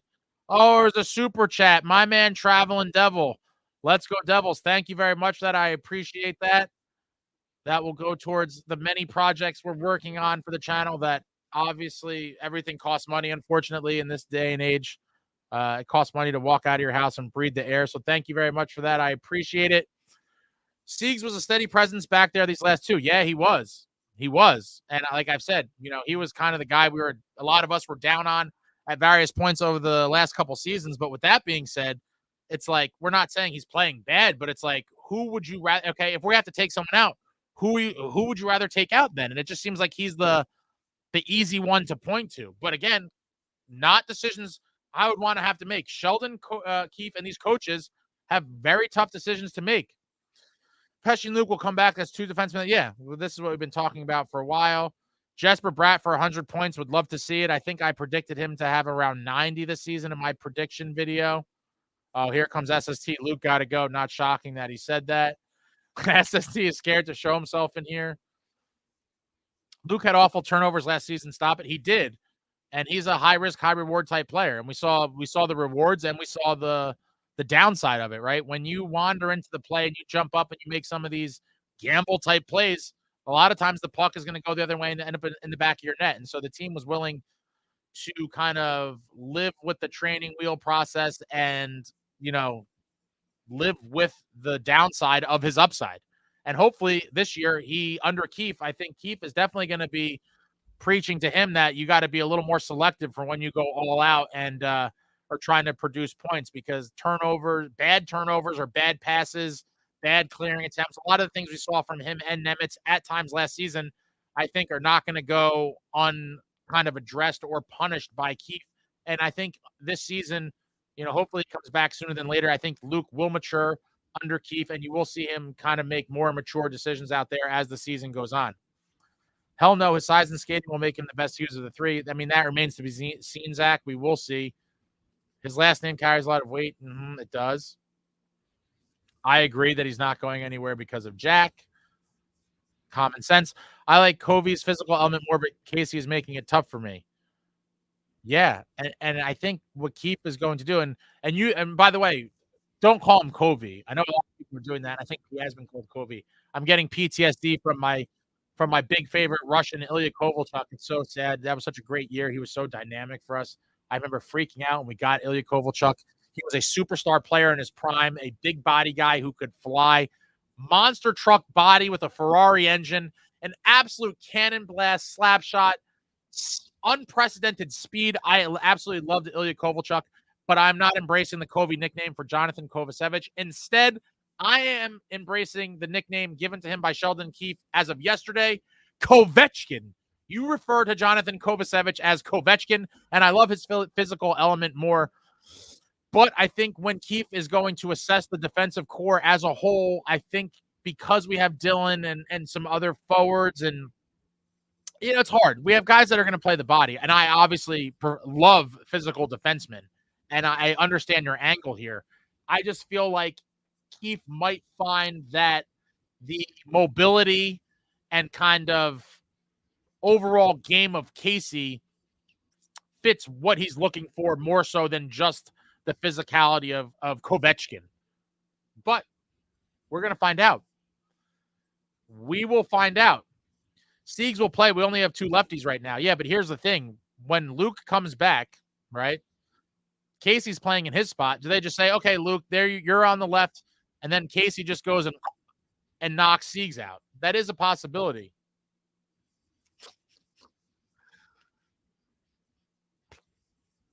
I'm not putting stock in how players are playing under Lindy and Green. Today is a new day. It not only is a new day, it is Prague. In Prague, we saw what I hope to be, and I now firmly believe to be, it is the birth of a new era of New Jersey Devils hockey. And I'm not sure that it's fully set in for everybody. And that's why I'm still here rambling and talking to you all guys, because I am on cloud nine. I'm not just excited for that we got 2 wins. Obviously that's exciting, but that in itself is not what's got feeling so warm and fuzzy. It's the fact that, yes, we did win, but the team has a new identity, and it's beautiful. It is beautiful to see. It is a far cry from what we saw last year. They're nowhere near reminiscent of that team that failed to make the playoffs. It is almost it's just a new philosophy, new ideology, and it shows on the ice. And this is what we should come to expect from a Sheldon Keefe team. And we're going to see it for a long time. It's absolutely beautiful. It is absolutely beautiful. And I couldn't be happier. Any reservations I had about Keefe, for the most part, are eradicated at this point. To see the guys all buying in and doing these little things like blocking shots, and again, playing under his, constraints of you must sprint, you must play the body.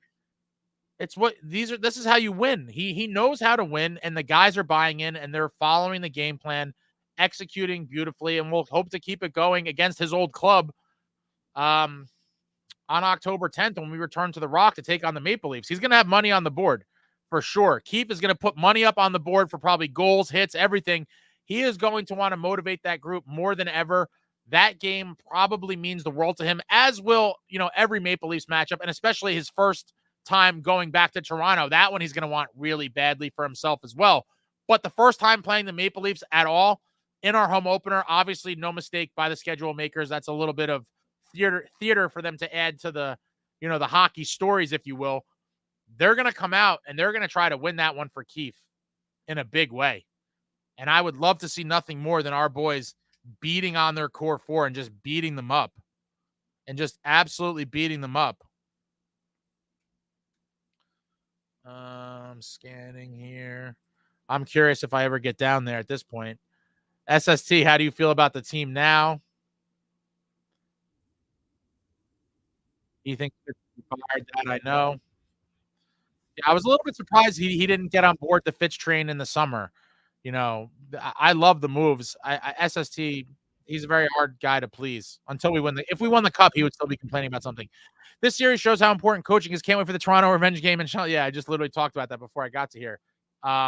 It's going to be one for the ages. What a storyline for Sheldon Keefe. His team coming into our building, and he's looking to play, you know, a little mental game of, I told you so. But he's here now, and the opportunity in front of him is tremendous, and he has great personnel to carry out his game plan. Death to come. Most physicality I've seen in years, hands down. Hands down. Covey has to stay intake. Nemitz out. Come on, he only came up because Hamilton was down. Nemitz is a possibility, and that's another one that long-term I can't see, because I do believe that he is viewed as one of the core guys in the defensive group for the future. And so I don't think they will take him out, just because that is a little bit of a regression, both in his, you know, maturing with on-ice play as well as psychological. I mean, I wouldn't be shocked. And again, I think a couple games here and there, maybe, you know, while guys are, you know, maybe you'll do it with everybody and give them a rest game or something like that. But as far as long-term, the Nemitz one would be a little bit surprising to me.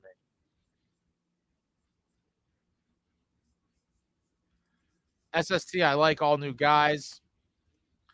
Make sure to pump these guys the Prague cuisine and women before they leave, so this momentum rolls into the home opener. It may have been the Prague women. We'll never know. But the Prague women may have gotten the biggest assist in this whole turnaround, aside from Sheldon Keefe and Tom Fitzgerald.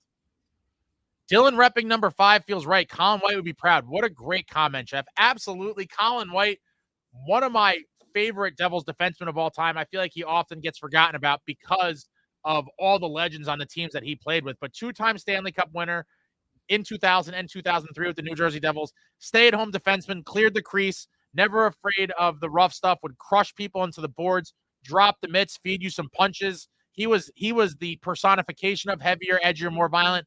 Love me some Colin White. I actually talked to him at Marty's golf event a few weeks back, and he's just an absolute gem. I'm hoping to see some more Whitey in the future.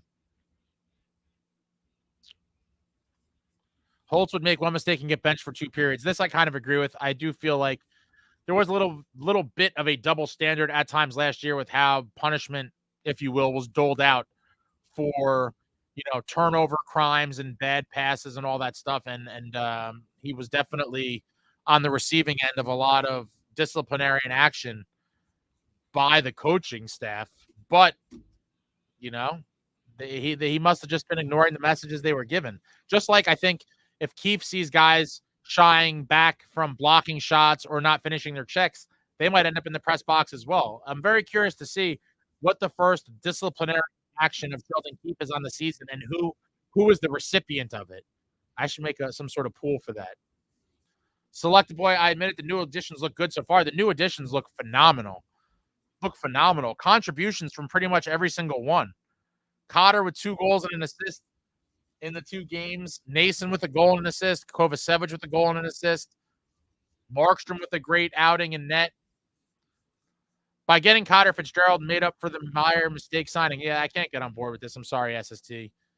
TIMO is a guy that is unlike most of our other forwards, that is a little bit more of a bruiser.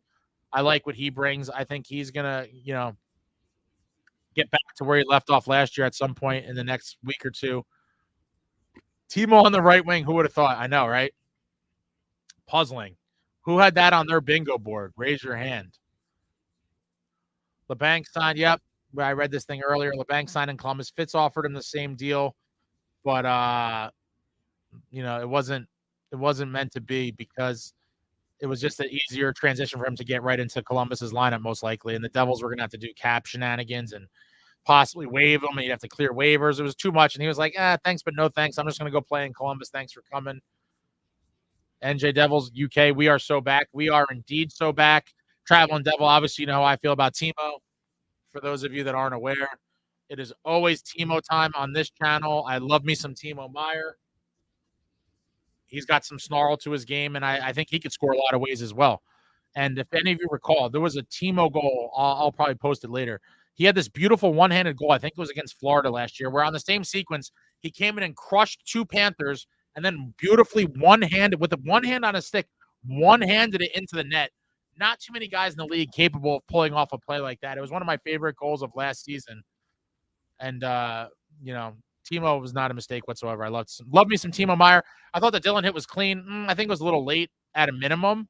I don't think he was trying to make head contact. It's a very different game now. They look at all these things under the microscope, and they're always looking to give guys the gate and or suspensions. You know, they're trying to clean it up and make it safer, yada, yada. I thought, 2 minutes, I could live with the 2 minutes. It was a little late. I could live with the 2 minutes, but anything more than that, I think would have been excessive and would have pissed me off. And at that juncture of the game, losing Brendan Dillon for the whole game would have been tragic. I mean, I think we could have survived without him, but he is a big part of the defense, and having him thrown out of a game that early could have been pathetic. Wasted Youth Comics and Action Figures. This Cape Brettner is stoked. Let's go Devils, looking to dominate. And dominate they did for the most part. I would say, though, that was a pretty dominant weekend. You'd love to see it. Give us a TIMO rant. Take a sip, point it up. He looks great. Even on the offside, he's skating so great. TIMO is here. He's going to get it going. And, a little bit of a slow start, but he got his goal today. And you love to see it. The top line, everyone touching the puck, everyone getting their points. Can't say enough good things about TIMO, and he's gonna show his true value when we get in those down and dirty playoff series. When the game becomes a real grind, a real battle of wills, that's where TIMO is going to show you his true worth. Keep system was noticeable tonight. It's all about buying into it, and today it looked like they bought it all. They're buying it all, and they've seen where it's going to get them. They're 2-0, outscoring their opponents by a 7-2 margin through 2 games. What more do you guys need to see? The system works. Believe in the system, execute your orders, and this man will hopefully take you to the promised land where all of your names will be hand-etched by the woman in Montreal, I believe, hand-etched into that beautiful silver chalice that we call the Stanley Cup. And there's nothing more than I would love to see than the boys. I love this group. I really do. They have so much character as well. Like, Dylan's a character. He's a definitely violent gentleman, heavier edger, more violent. Yeah, it is a fun collection of players. I have to say, guys like Lazar, and then you got the youthful exuberance of the newly emergent Seamus Casey. Like, this is a fun group, and I think it's going to be a super fun season, guys. Buckle up. Buckle up. I am jacked for the season, and it feels good. It just feels really good. It's not just the 2 wins. It's the outlook on the trajectory for this club, both for the rest of this season and for the years in front of us. I think the Sheldon Keefe era is going to be a beautiful, however long it lasts, time in New Jersey Devils history. I really do. Dylan hit put the league on notice. Open ice hits into our ozone, especially will be the norm with Covey and Dylan. Kovechkin. That's Kovechkin to you. And yeah, we're going to see guys getting seated all the time. Alex with the super chat. Thank you very much, my friend. I appreciate it. I appreciate you watching. I appreciate you all. But thank you very much for that, Alex. We will be putting that towards in the project fund, in the never-ending project fund. If Fitzgerald gets rid of McDermott, I'll proclaim. Oh yeah, this is one he's gonna talk about this one all year. And this is, SST hated the McDermott signing. He hated the money. And he's just gonna, keep talking about this all season long. Like, I get why you don't like it or the money part of it and blah, blah, blah. But, like, the guy's feeling secure and they liked having him around. To me, that's worth it no matter what. Rempe Pest Control, he's good in the room. The guys co-signed him. They liked him being around. To me, that's worth $1.3 million all day if, your top-end skill guys like him being around. On the ice and in the locker room, enough for me. I give him the money. Toffoli didn't hit anyone, had sandbags. Great player and shooter, but no Cotter. Yeah, I agree there. I think that's a disservice to Cotter. I think Cotter is a very exciting player with a lot of skills in the tool bag, and we saw some of them tonight with that little whoop, little beautiful pop-up finish. I mean, wow. Wow, oh, wow. Cotter is Miles Wood with talent. Ooh. Yeah, with more talent. I mean, we can't say Miles Wood has no talent. He definitely has nowhere near the finish that Cotter does, and I would say, Cotter's probably a better skater. Um, but I'm not mad at the comparison. I could see that. Just an overall, kind of speedster, perceived bottom six guy, brings the energy. I'm not mad at that, Jerome. Cotter Cotter is Cotter's gonna be something special for us. Oh, man, if this goes down, this could be a great video segment for the channel. Traveling Devil and SST hit a Devils game together and just have them mic'd up for the whole game and just running commentary throughout the game. That could really be an amazing an amazing feature. Uh, I don't know if SST ever comes stateside, but I would travel for that one. That's a production I'd love to be involved in. Traveling Devil and SST side by side, arguing during a New Jersey Devils game, and God forbid the Devils lost, because SST would just be.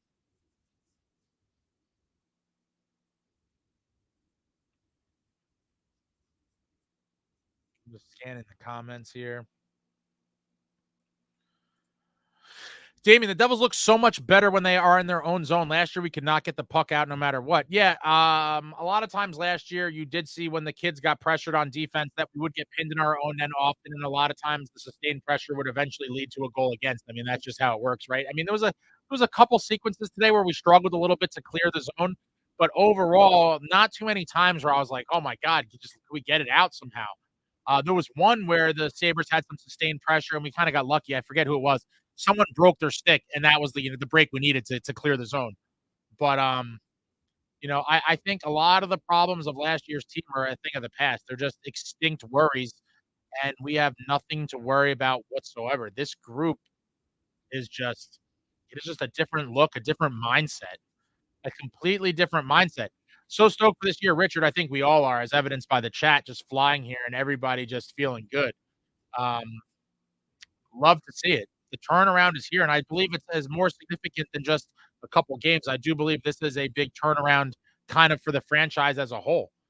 And I think this Keefe era is going to be something special. As a youngster, I'm going to miss the country club culture of Devil's Old. Lighter, smoother, and more reserved. Nah, nah, nah, nah, nah. Heavier, edgier, more violent. The country club atmosphere is gone. Sheldon Keefe, the general, is in, and the soldiers are carrying out the orders. They are absolutely carrying out the orders. James, I think we need to work on cycling a bit still. Yeah, man. And listen, they're still not going to be fully kind of immersed and up to speed in all of Sheldon Keefe's intricacies of his system, probably until late October. It takes time. We had a very short training camp. They only played one real preseason game. They had a few practices in Prague, but so far, even just in that amount of time, he's brought them along a far way. And the on ice product in the NHL game, in two NHL games, looked absolutely amazing. The team has Salayev coming in soon too. Absolutely, Salayev is a monster. I believe he's 6'7". I was able to see him a little bit during prospect development camp in July. Video on the channel if you haven't seen that. He's a huge man. I have some video clips of him on the channel. Sam, so happy for Sheamus. Absolutely. Seems like a great kid, and he's been working super hard on his game, trying to make this lineup. He was presented the opportunity. He's there, and he's looking to not go back. And it will be gutting if he gets taken out of the lineup. We all know that. I mean, he will be gutted. It is a business, and the coaching staff's going to do whatever they feel is in the best interest of the team. And he's hoping he sticks around. I think that he has a very good chance. But what a start to an NHL career. That goal was an absolute beauty. John Mick, been a Devils fan since '82. Don't want to get too excited, but I'm excited. Yeah, John. I mean, listen, it is only 2 games, but like I've been saying, it's more than just the 2 games. This seems to be the turnaround of the franchise, and I truly believe that.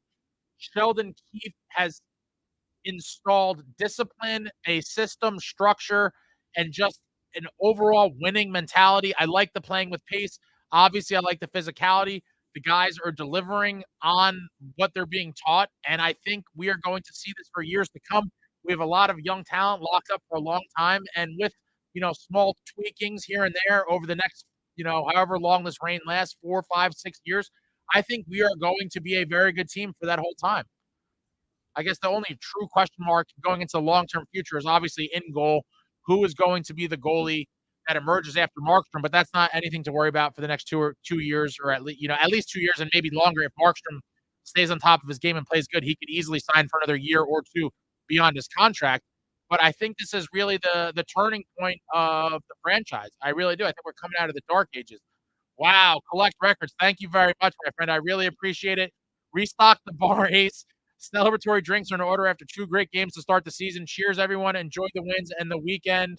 Let's go, Devils. Cheers to you, Collect Records. Thank you very much for the support and for you watching. I appreciate it. Very much appreciated. And let's go, Devils, baby. Let's go, Devils. Val, Palat has been a father already. I thought he already had a kid. So this is just like, Val's like, you already have a kid. It's not your first time playing the hockey game. I mean, listen, the guy's got to be there for the birth of his kid, even if it's not the first. You guys are ruthless. You guys are ruthless. Back-to-back curse hopefully is a thing of the past. Yeah, I can't see us ever being that bad in the second half of back-to-back games again. You would almost have to be trying. Like, that was a tragic kind of story of last season. And so far, so good. 1-0 in the second half of back-to-backs. And hopefully we continue, playing this punishing brand of hockey. I think this is supposed to say, why wasn't Tage's goal challenged on a simple goaltender interference goal? I think because it wasn't, a clear-cut interference. I think that one could have went either way. And I think that, the risk wasn't worth the reward for Sheldon Keefe, because he probably knew there was a good chance he would lose the challenge. And had he done that, now Buffalo's going on the power play with the momentum of just getting a goal. They're up 1-0. If they strike on the power play, they're up 2-0. And now that's a little bit, again, with this team, I believe, and we've seen it even with some bad Devils teams, because of the offensive high-end skill they have, they are capable of erasing 2 and even 3 goal deficits, and sometimes quickly, if things go their way. But to put the team in the 2-0 potential hole, I think Keefe was just like, you know what? I'll give them this one. I'm not going to risk giving them a power play to put us down by 2. And I have faith in my boys to claw back from a 1-0 deficit, and they did. And they obviously did. What a great game. I want to look at that more closely as well. But when I saw the replay, it seemed like it was an iffy, and I feel like the league would have ruled against us. Lou built 3 cup winners and 5 cup teams. And by cup teams, you mean Eastern Conference championship teams that went to the cup finals. Oh, man, that 2001 and 2012 cup finals losses will always hurt. But Lou was an amazing GM 30 years ago. There was no one better in his time as a GM, and Lou we trust for a reason. Absolutely. Selected boy, I just touched on that. Yeah, he thought it was too risky. Absolutely, for sure. Lou was the man. There is no, championship parades and all of that stuff without Lou. So shout out to Lou. Obviously, we love Lou. Nicholas, do you think we're getting overhyped? Buffalo really is pretty damn weak. They're an NHL club, man, and there is no easy wins in this league. Last year, we lost to a lot of basement-dwelling teams. I think at home, we lost to LA, San Jose. We were in succession when the games were important as well. We struggled against some bad teams last year and pissed away points that we should have never. We honestly, if we didn't do that all of last season, we should have been either just squeaked into the playoffs or at least been closer to the race for a little bit longer than we lasted before we were eventually eliminated. But, Buffalo's no juggernaut, but I'm not going to discredit the wins because of that. And they do have some, higher end offensive talent, and they did get their chances. And without Markstrom putting on a pretty damn good performance yesterday, I do think we could have lost that game. If we had bad goaltending yesterday, we could have lost. Markstrom stood on his face, and especially early on, he got tested a couple good ones. He had that crazy stick save, and then later in the game, the third period, the Devils basically went to sleep, and I think we were outshot like 12-2 at one point in the third. And so, without solid goaltending, we could have lost yesterday's game. I'm not. I'm just overhyped. I personally, just to explain my excitement level, like again, is it's not just the 2 wins. Obviously, that's very exciting in itself, but it is to me. This is symbolic of like just the overall turnaround, right? And I thought that's what we got in the 22-23 season.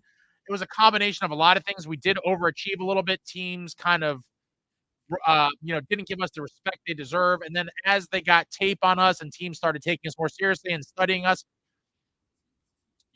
the wins didn't come so easy. And I really did think at the time that, like, okay, this is the turnaround, the 22-23 New Jersey Devils. It wasn't meant to be.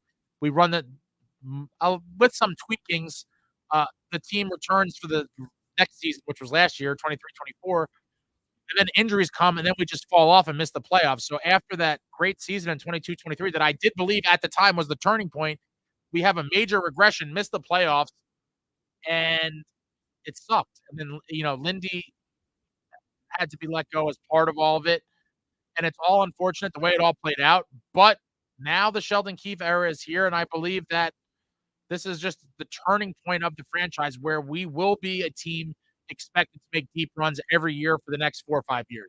I firmly believe that. So that is the majority of my personal excitement, is that I am super ecstatic for the 2 wins, but I'm even more ecstatic that not only is this season very promising, I do believe now the whole era will be promising. As long as he is here, our key personnel, for the most part, is locked up long term. The core is here, and there's no reason why we now can't be a perennial threat, a perennial Stanley Cup contender. And like I said, this team seems to have the hallmarks of that. And as long as they play like they did these first 2 games, I believe that is going to be the case. The New Jersey Devils are going to be amongst the Cup favorites preseason every year for the next 3 or 4 years.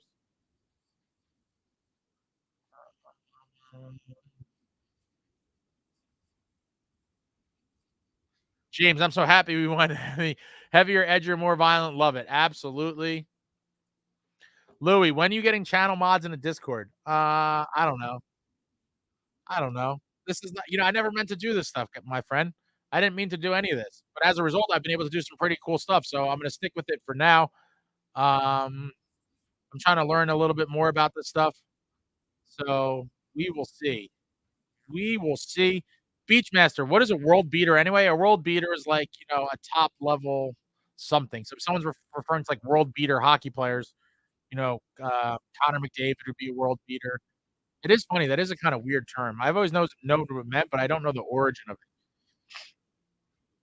If NJ coach fails to make a simple goaltender coach in the Stanley Cup final, yikes, watch out. I'm missing that one a little bit. Casey won player of the game. He was awarded a Rolex. Yeah, and then in the post-game interview, Paul Cotter heard about it, and he was like, "What? Where's my Rollie? That wasn't around when I was a rookie." If Seeks does go, likely be gone forever based off waivers. I think they would, if anything, if Siegenthaler was to be gone, they would trade him.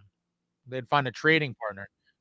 Jake Allen is a quality backup goalie. He has been good since coming to the Devils. I mean, he started off very good last season, then he kind of came back to earth and had some stinkers down the stretch, but I think he's a serviceable backup. As long as the boys give efforts like they did tonight, I think he'll give us a chance to win any game, and I'm curious if he starts he gets. I think I predicted in my video that he would get like 26-ish, 27.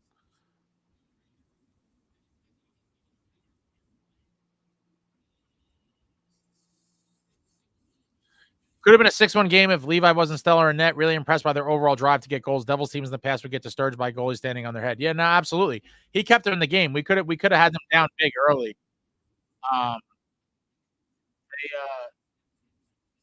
He kept them in there. We could have blown them out tonight. Matthew, this is the new Devils. This is a new year, a new look team. We are not the team of the past. We will not be bullied. We will not be pushed around. We are heavier, edgier, more violent, and it showed. For heavier, edgier, more violent, you should all thank me. 2 years I've been moaning about it everywhere, and Fitzgerald read and heard my complaints about it. That's true. I think Matt Rempe smacking our team around and battering us up and down the ice was the last straw for Fitzgerald, and he finally realized that he had to address the lack of toughness and, I don't know what you want to call it, team togetherness physically, in a physical kind of way. And he went out there and he did it. He absolutely did it. Great NJ team, but Keefe needs his confidence back. It doesn't seem like Keefe is lacking confidence. When he was fired from the Leafs, he was probably like, he went down to that river and gave his little speech to Leaf Nation, the lake, or wherever he was. And he probably knew in his head, like, I'm going to have a gig in a couple weeks. Like, I'm going to chill at this lake and just enjoy the views. And my phone will be ringing soon. I'm excited about the back-to-back wins, but can't be too overhyped. Wait till we played, Toronto, Florida, Rags. Those are the top tests, obviously, and to see how you stack up against, the more elite teams. But if they play like they did tonight, I think we are going to match up pretty well on most nights. against a lot of teams.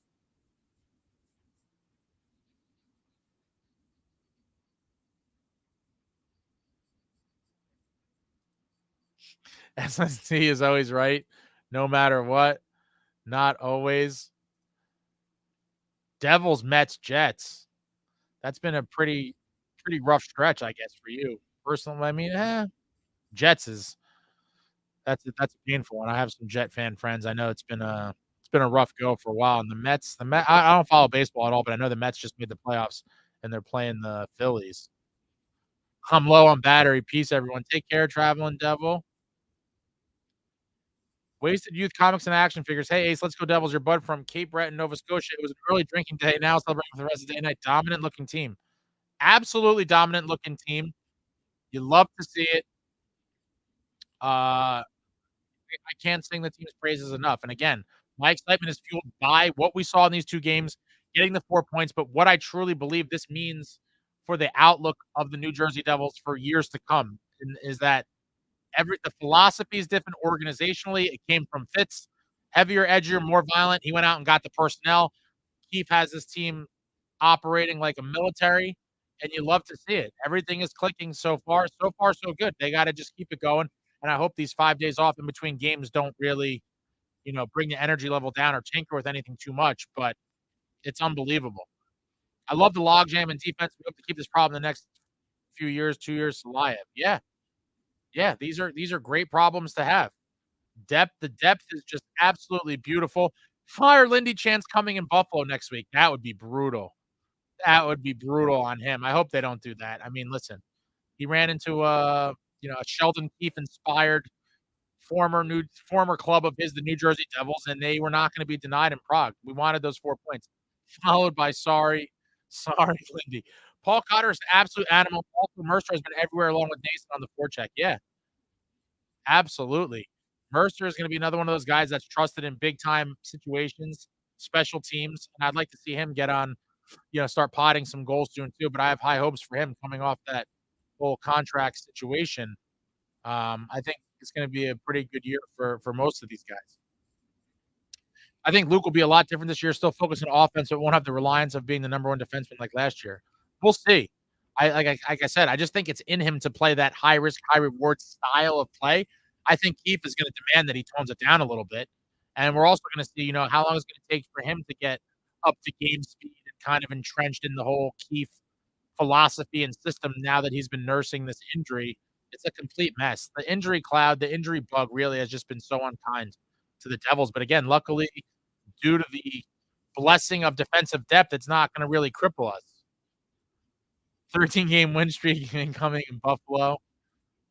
Siegs is a lefty. They aren't dropping him. James, this is where I think you're mistaken because Casey could play the left side as he is right now. So there's, in my opinion, the thought process, I don't see how. I used to think before it was known that Casey was going to be put in the left side and they had no reservations about it. I thought that was a valid point. I thought him being a lefty increased his value to the team. Now that Casey has shown that he could play the left side, I think that point is moot and out the window for Siegenthaler. I was probably wrong about Casey. Got admitted from 2 games. I mean, so far so good for him. He looks amazing. Dylan was wearing the A because Pally was out of the lineup. Andre Palat was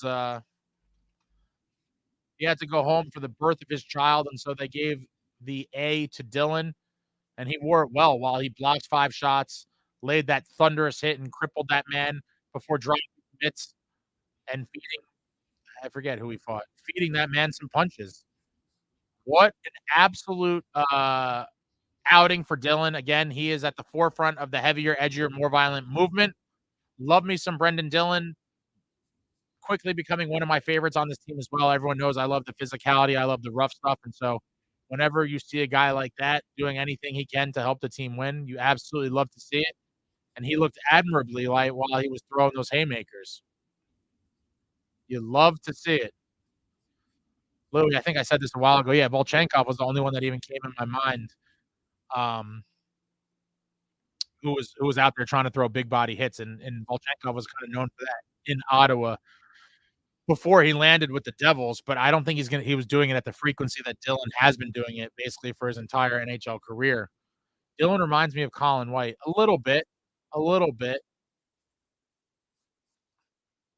Hey, Ace, I'm assuming you would leave the lines as is. If you had to make changes, what would you put the lines to now that we've seen 2 games with the boys? Um, yeah, I think I would leave the lines as is. Um, how are you gonna argue with what we've seen, right? I mean, I'm definitely a proponent of if it ain't broke, don't fix it.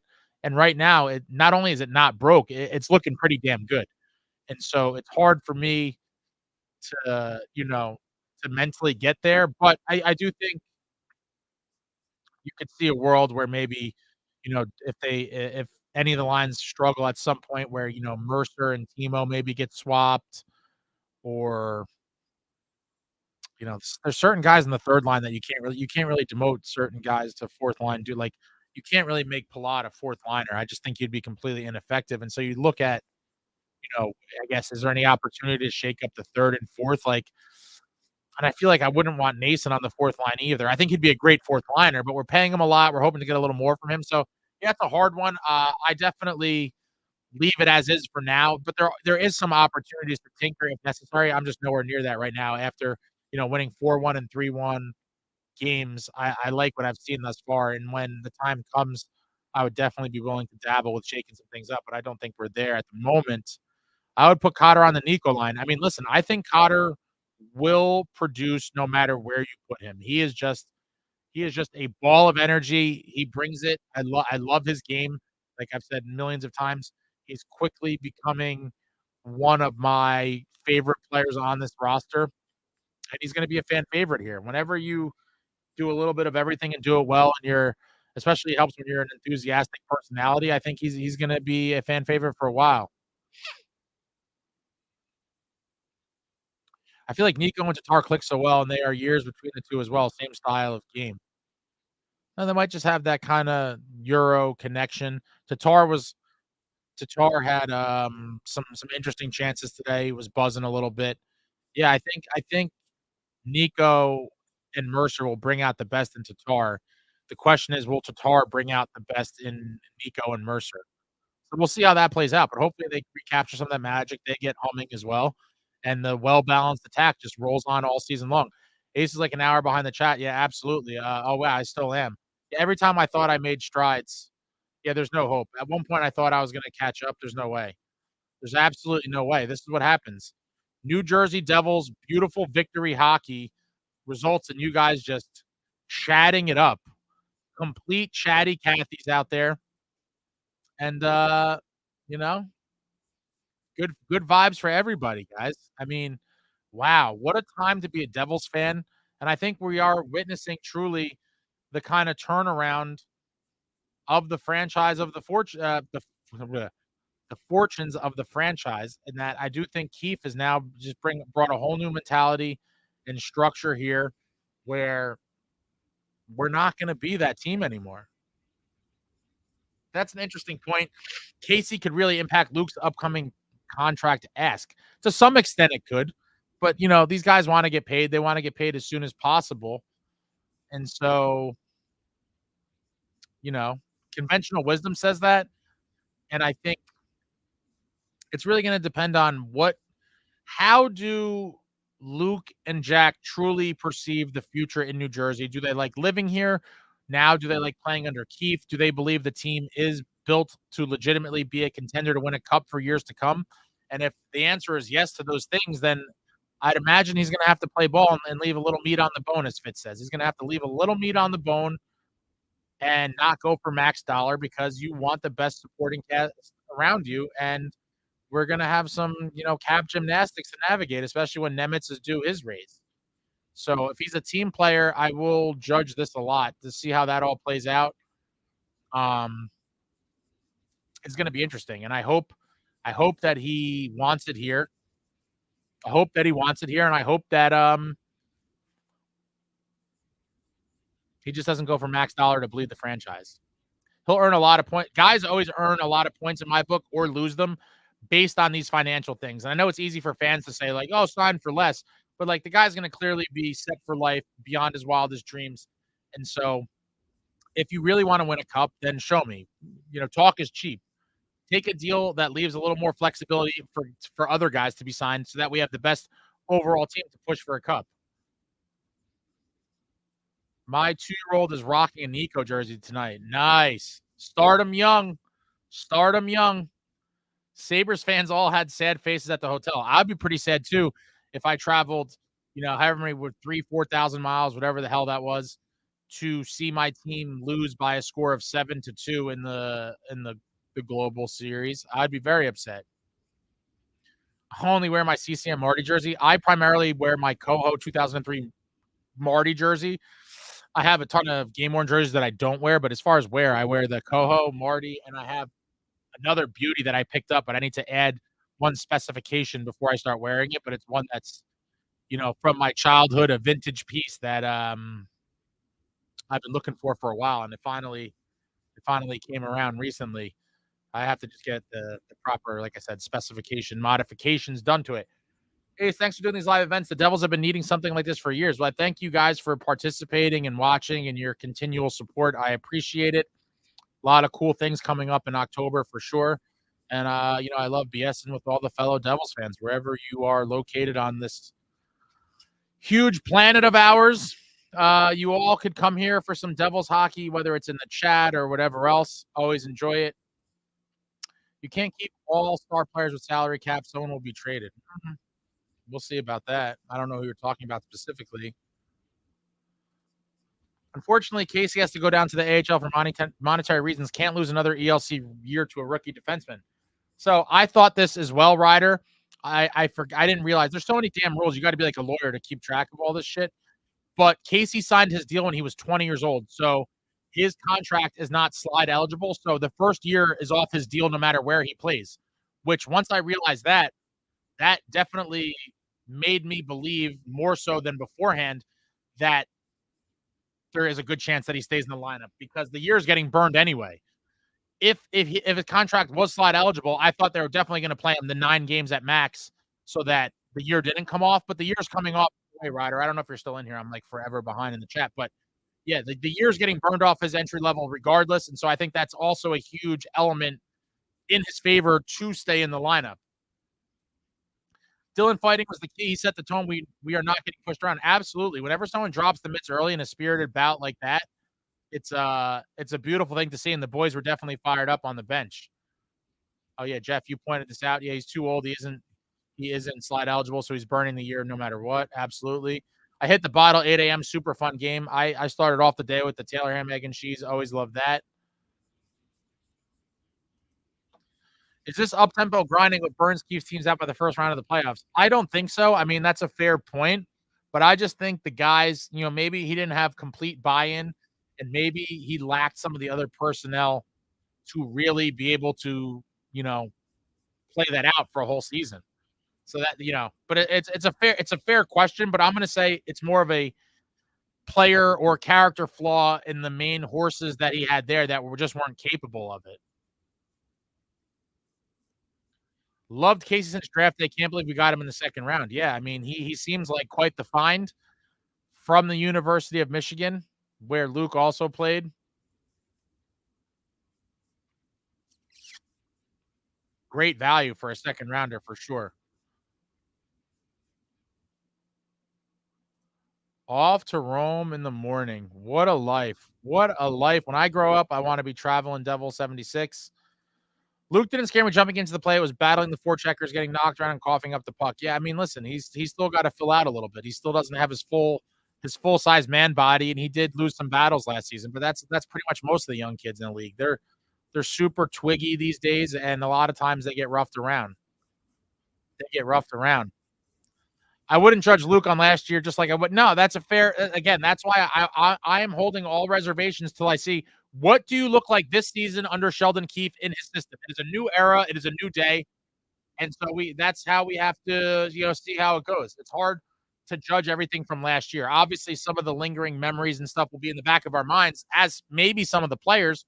But this is a whole new opportunity and a whole new world for a lot of these guys. Chico Tazo, I got to give you props, man. You called it. Cotter might actually pot 20 this year. Dude, he might.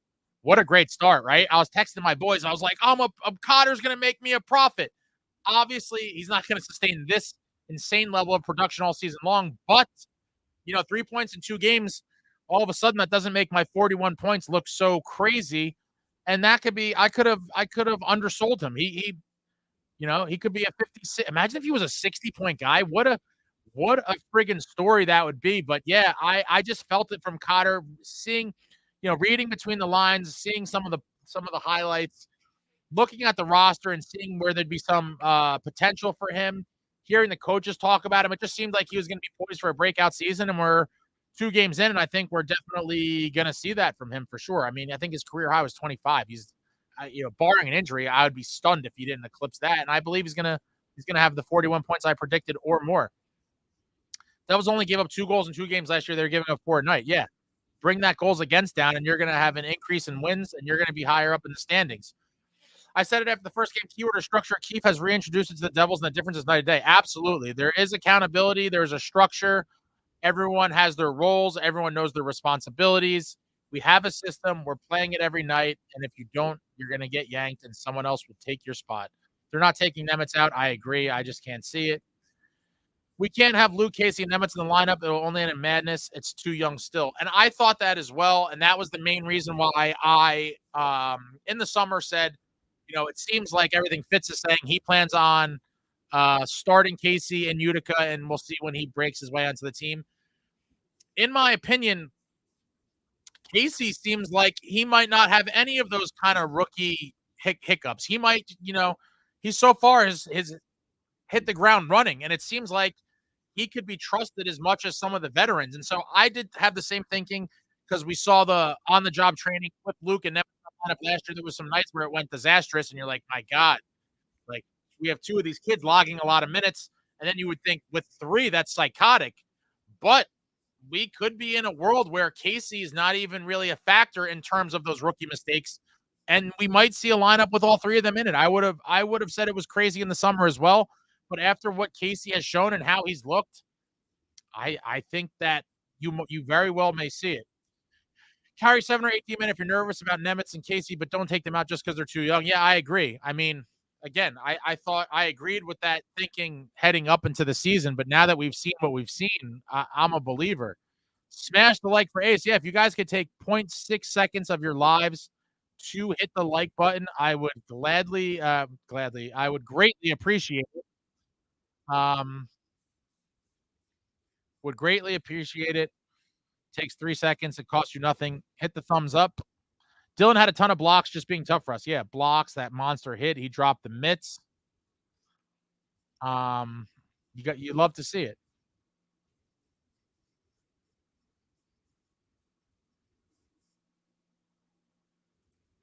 I don't really like the McDermott signing either, but I could forgive it after all the other great additions Fitz made. I mean, he really did well. He did well, and all the new guys are like paying off immediately. It was crazy. I think there was the 3 stars of the first game, I think, were all new guys. I think it was it Markstrom, Cotter, and was it maybe Nason?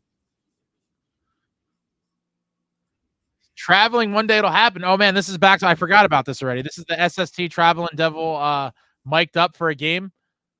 I'll hold you to it. I'll fly up to NJ to make it happen. I might die in peace once that happens. Oh, I love it. I'll be honest, I was starting to get nervous toward the end of the preseason, but I guess they really locked in when they got to Prague. Absolutely, and that's why I was like, you never want to see the preseason be a stinker, and I'm not reading too much into it, but it was a little concerning that there was nothing really to cling to in the one preseason game that the real team dressed on Long Island. There was really no element of the game where you're like, oh, we lost, but, this line was buzzing or these guys look good. It just seemed like a complete stinker from top to bottom.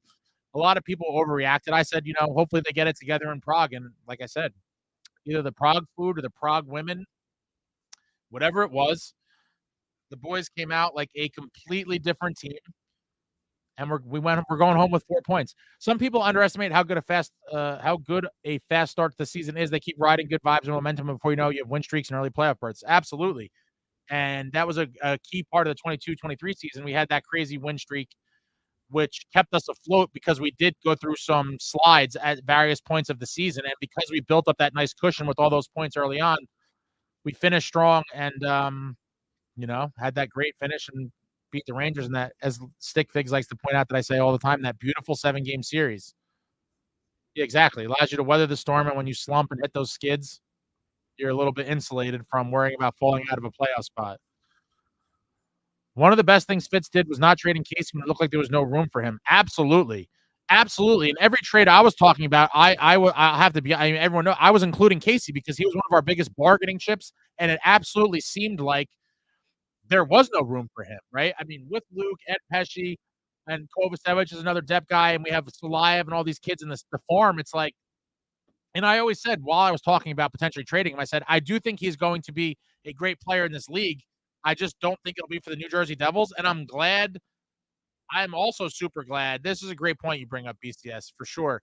It is a good thing that he didn't. Although, here's the other thing, and we'll never know. How many trades did Fitz float him in? There could have been, for all we know, he could have been on the table in several deals and it didn't pan out, which would make his story even crazier. Because if then Fitz actually tried to trade him, it didn't come to fruition, and then all these injuries happen, and then he comes in, and now he's just off to the races with his NHL career. That would be a really funny plot twist, but again, that's something we'll truly never know. That's really true. I saw a stat that was like you only have a 25% chance of making the playoffs if you're not in a spot by Thanksgiving. I could see that being true. I mean, yeah, Thanksgiving's a pretty good sample size. You're talking about, almost 2 months of hockey.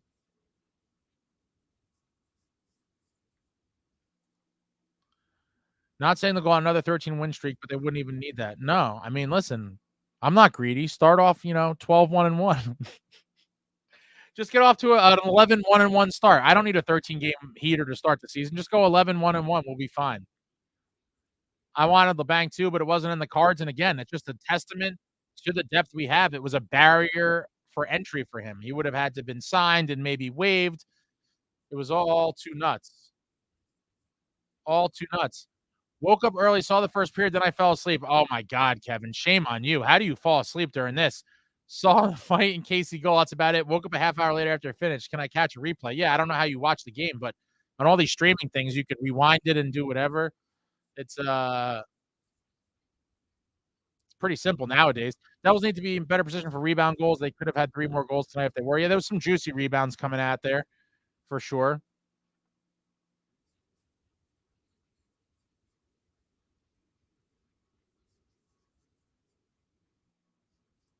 Cotter leads the team in goals. Nice.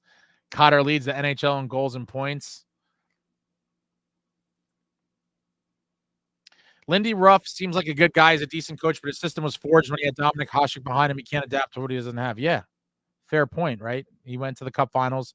Dominic Hasek was standing on his face, doing all sorts of gymnastics to stop the puck from coming in. He's in my top 3. Marty, I obviously have Marty as the number 1 goaltender of all time. And then I could make the case for 2 and 3 to me is Wah and Hasek.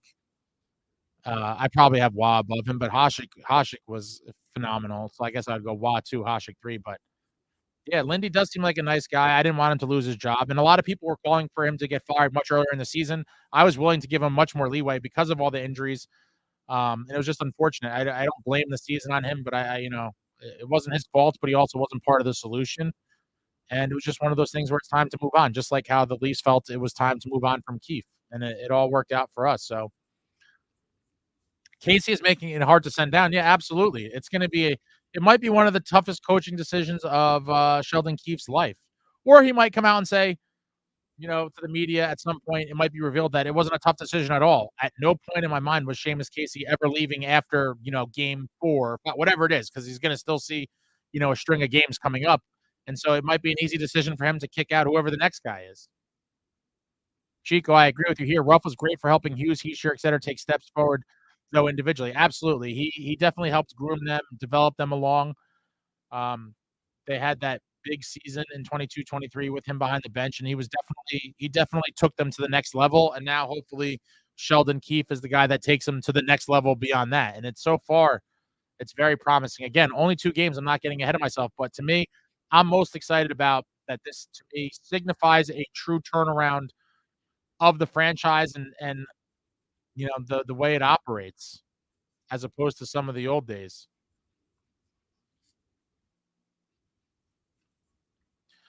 This is on LeBanc. Potential for a great story in Columbus, though, especially after the tragedy. They need a forward, and LeBanc needs a chance. Yeah, it's such a sad story, man. Rest in peace, Johnny and Matthew Gaudreau. It's horrible. And James, I agree. Very few players do leave meat on the bone, but you're gonna have to if you want to stay here, and especially if you want to stay here with your brother, right? I mean, that do they care about playing together? If they do, and if they ever want to keep the pipe dream alive of Quinn ever signing here, you can't strap Fitzgerald for the every cent you could get, because then you're just hurting yourself in the way of the rest of the team is not going to be as good as they could be if you leave a little extra. I know I wouldn't leave meat on the bone if we were talking about millions of dollars. Well, I mean,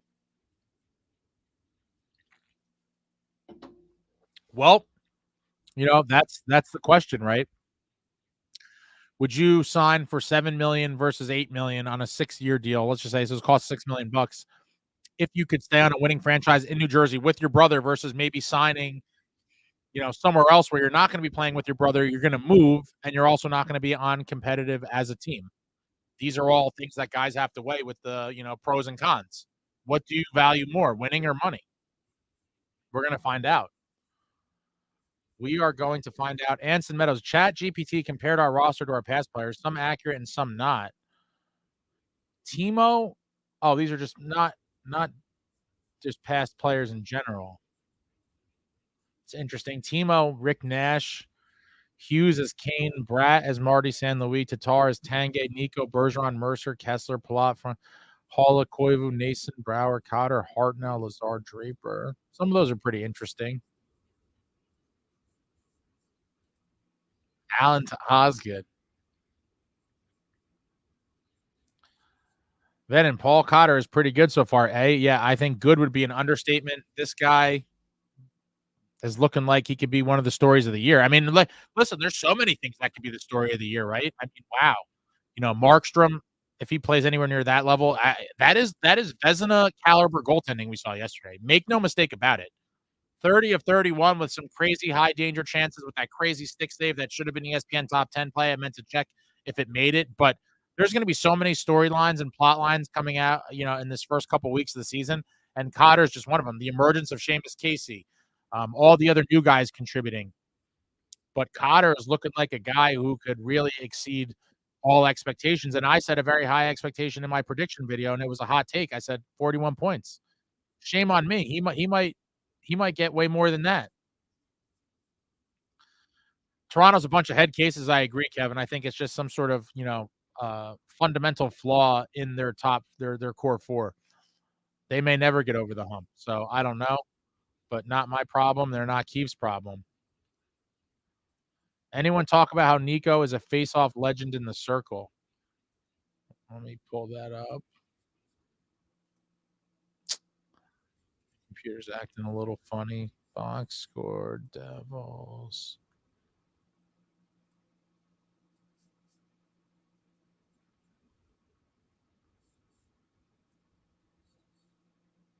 Nico, 70% on the face-offs. Let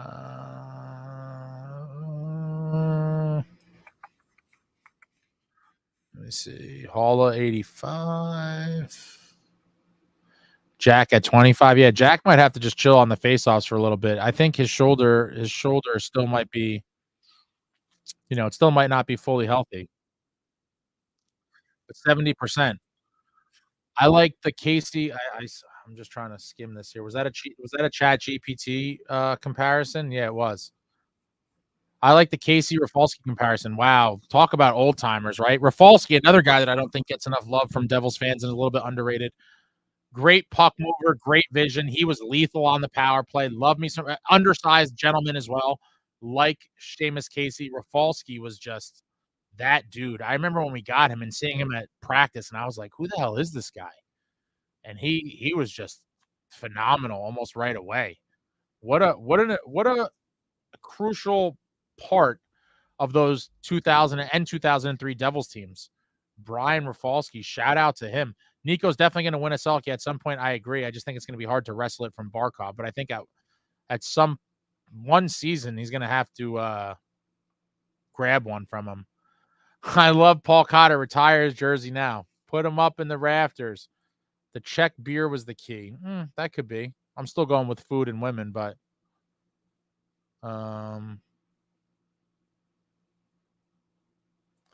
Marty, Terreri, Burke, top 3 goalies.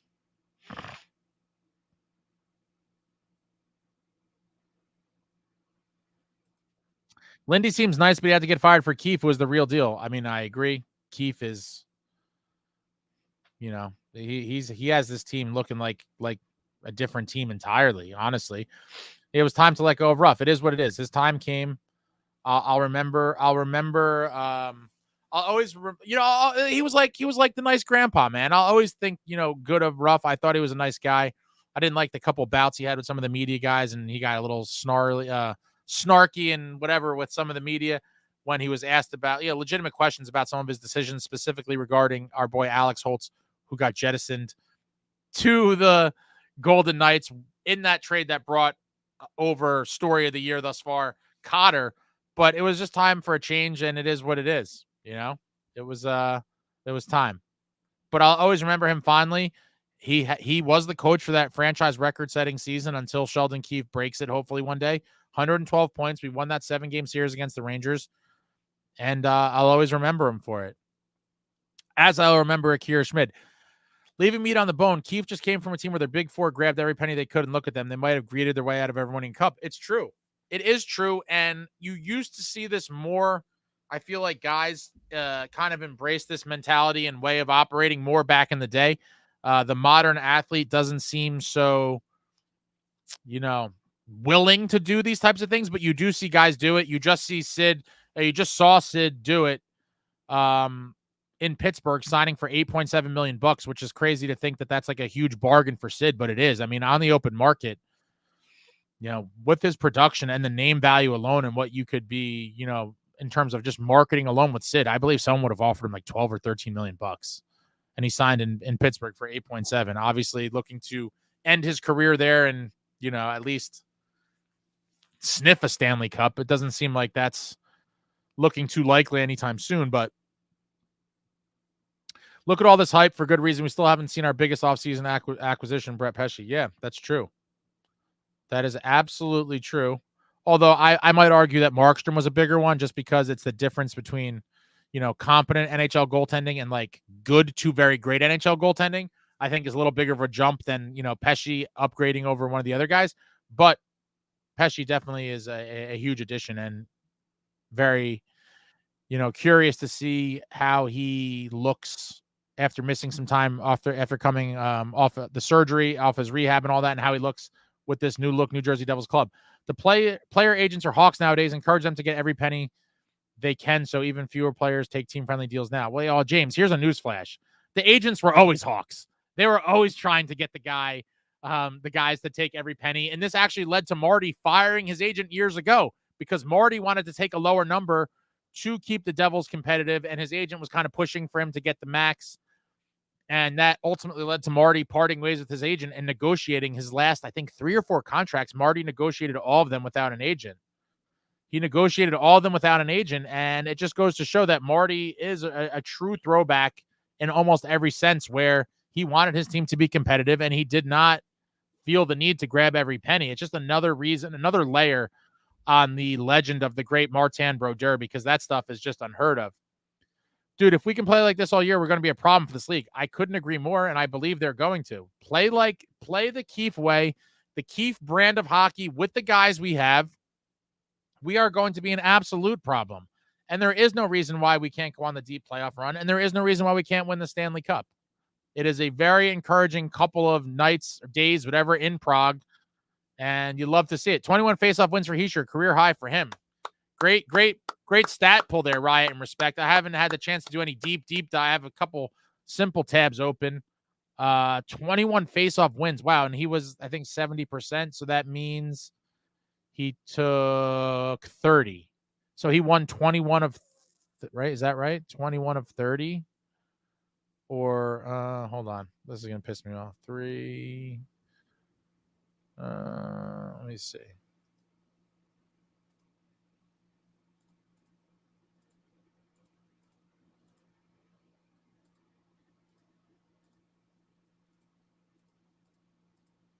Yeah. He won 21 of 30 faceoffs. Wow. That's truly unbelievable. Rafalski's son named Stanley. Wow, that's a great factoid I didn't know. I'm assuming it has to be after the cup. More chat GPT. Dylan Orpik, Dougie Pronger, Pesci Scuderi, Nemitz, Dowdy, Luke Paul. Where do they get this stuff from? I would love to know. I mean, a lot of them are pretty decent comparisons. I'm wondering how they pull that.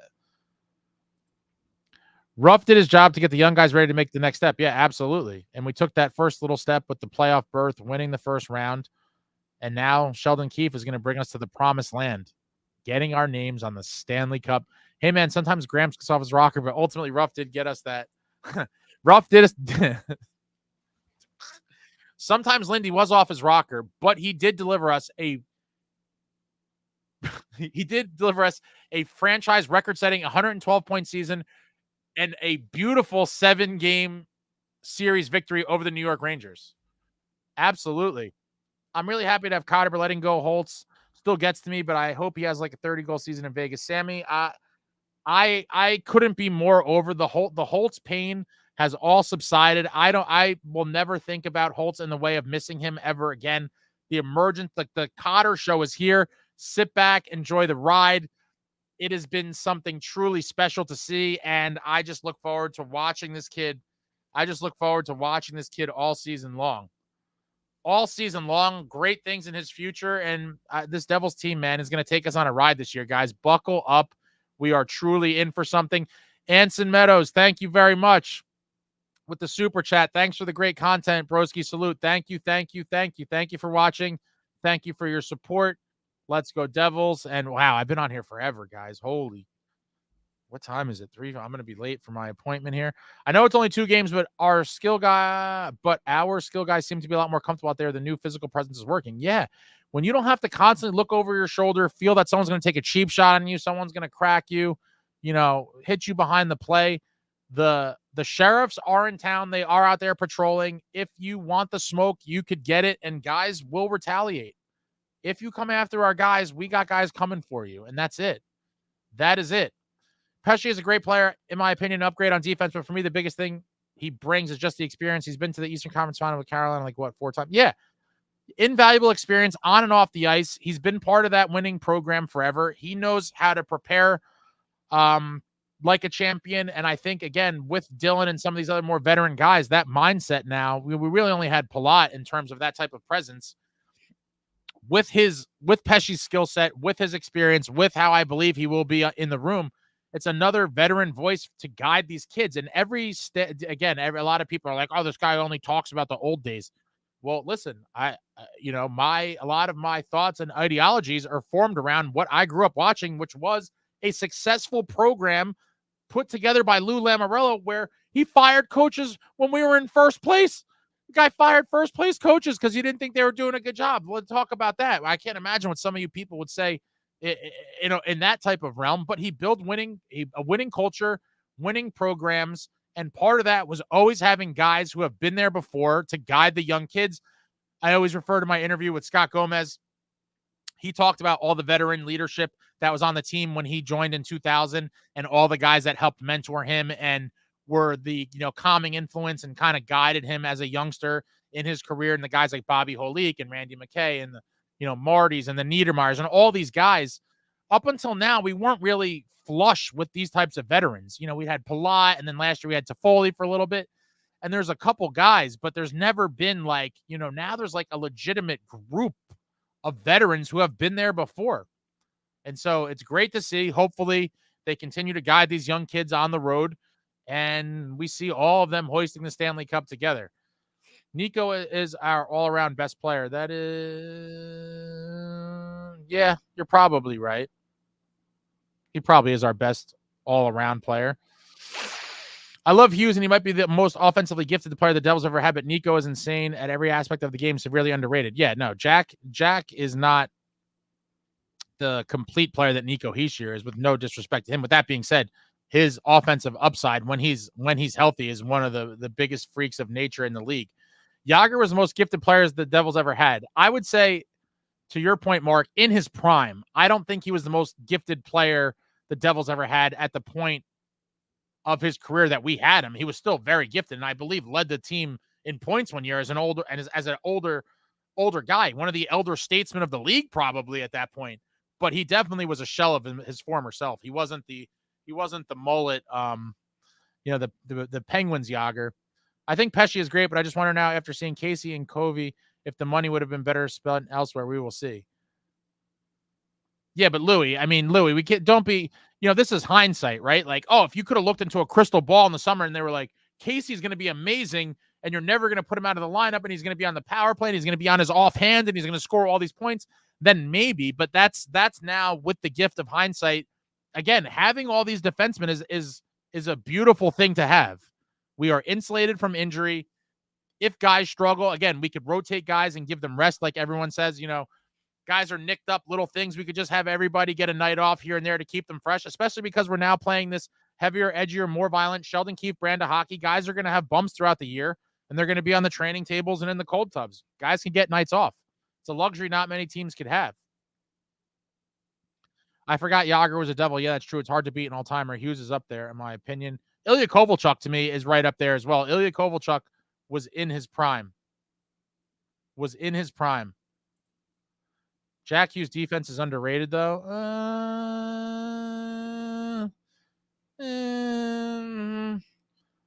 Ruff is going to have it rough. Yeah, he was just happy. It's a nice little reunion story. Maybe get the fans in Buffalo a little excited and continue on his career as he continues to climb the NHL all-time wins charts. So good for Lindy. Yeah, there's a difference between Jack maybe jumping a play because he kind of sees what someone's going to do versus like a guy like Nico that really is a Selke candidate type guy every year. Fair enough, Louis. I've always been Team Casey, so I'm only 50% Monday morning quarterbacking. That's a fair point. I firmly was like already in my head because of what Fitz said. I'm like, he's going to Utica, and it made sense because we have all this veteran depth, and I thought that he would have those kind of rookie relapses or kind of moments where you're like, oh my God, like what were you thinking, kid? Like I said, like we had last year with Hughes and Nemitz, it seems like that may never happen with him, which is bonkers to think about as well, right? This kid, unexpected, comes to camp, great preseason, injuries happen, he comes in there and like there is no really like downside to it. And he doesn't really look like a rookie and he is poised like a veteran, where he now may force a veteran out of the lineup. That is a very real possibility. So I understand your point, Louis. I always thought Casey was going to be a great player too. I just didn't think it was going to be now. And I don't think anyone thought that outside of maybe Seamus Casey himself and his parents. But what a day. All right, I got to get out of here. I'm late, guys. It was awesome talking to you all. Thank you guys for the super chats. Thank you for your involvement. Thank you for watching my other videos. Thank you for participating in my live. Thank you for being Devils fans. Thank you for everything. Thank you for everything. What a time to be alive. What a time to be a Devils fan. This has been phenomenal. Shout out to Traveling Devil, our man Mark, resident regular out there living his best life in Prague. Thank you all. Thank you all so much. Lots of cool stuff coming up. Stay tuned. And there's a lot to look forward to, guys. Not only did we get a huge 4 points, I truly believe this signifies the true, not a fake out. This, I think, is the true turnaround of this franchise's fortunes. And Sheldon Keefe will one day bring this team to the promised land of being Stanley Cup champions. And we will see our boys either at the Rock or somewhere else skating the Stanley Cup, and it will be an incredible feeling like nothing we've seen or some of us have seen in 22 years. My God. It's been awesome. Thank you all so much. It's been fun. Thanks for watching. Like, comment, subscribe, and all that jazz. Please hit the like button. Oh, please, one more plug for the likes. Please, come on, guys. Don't be stingy. Hit the thumbs up. Hit the thumbs up. It costs you nothing. It costs you 0.2 seconds of your life.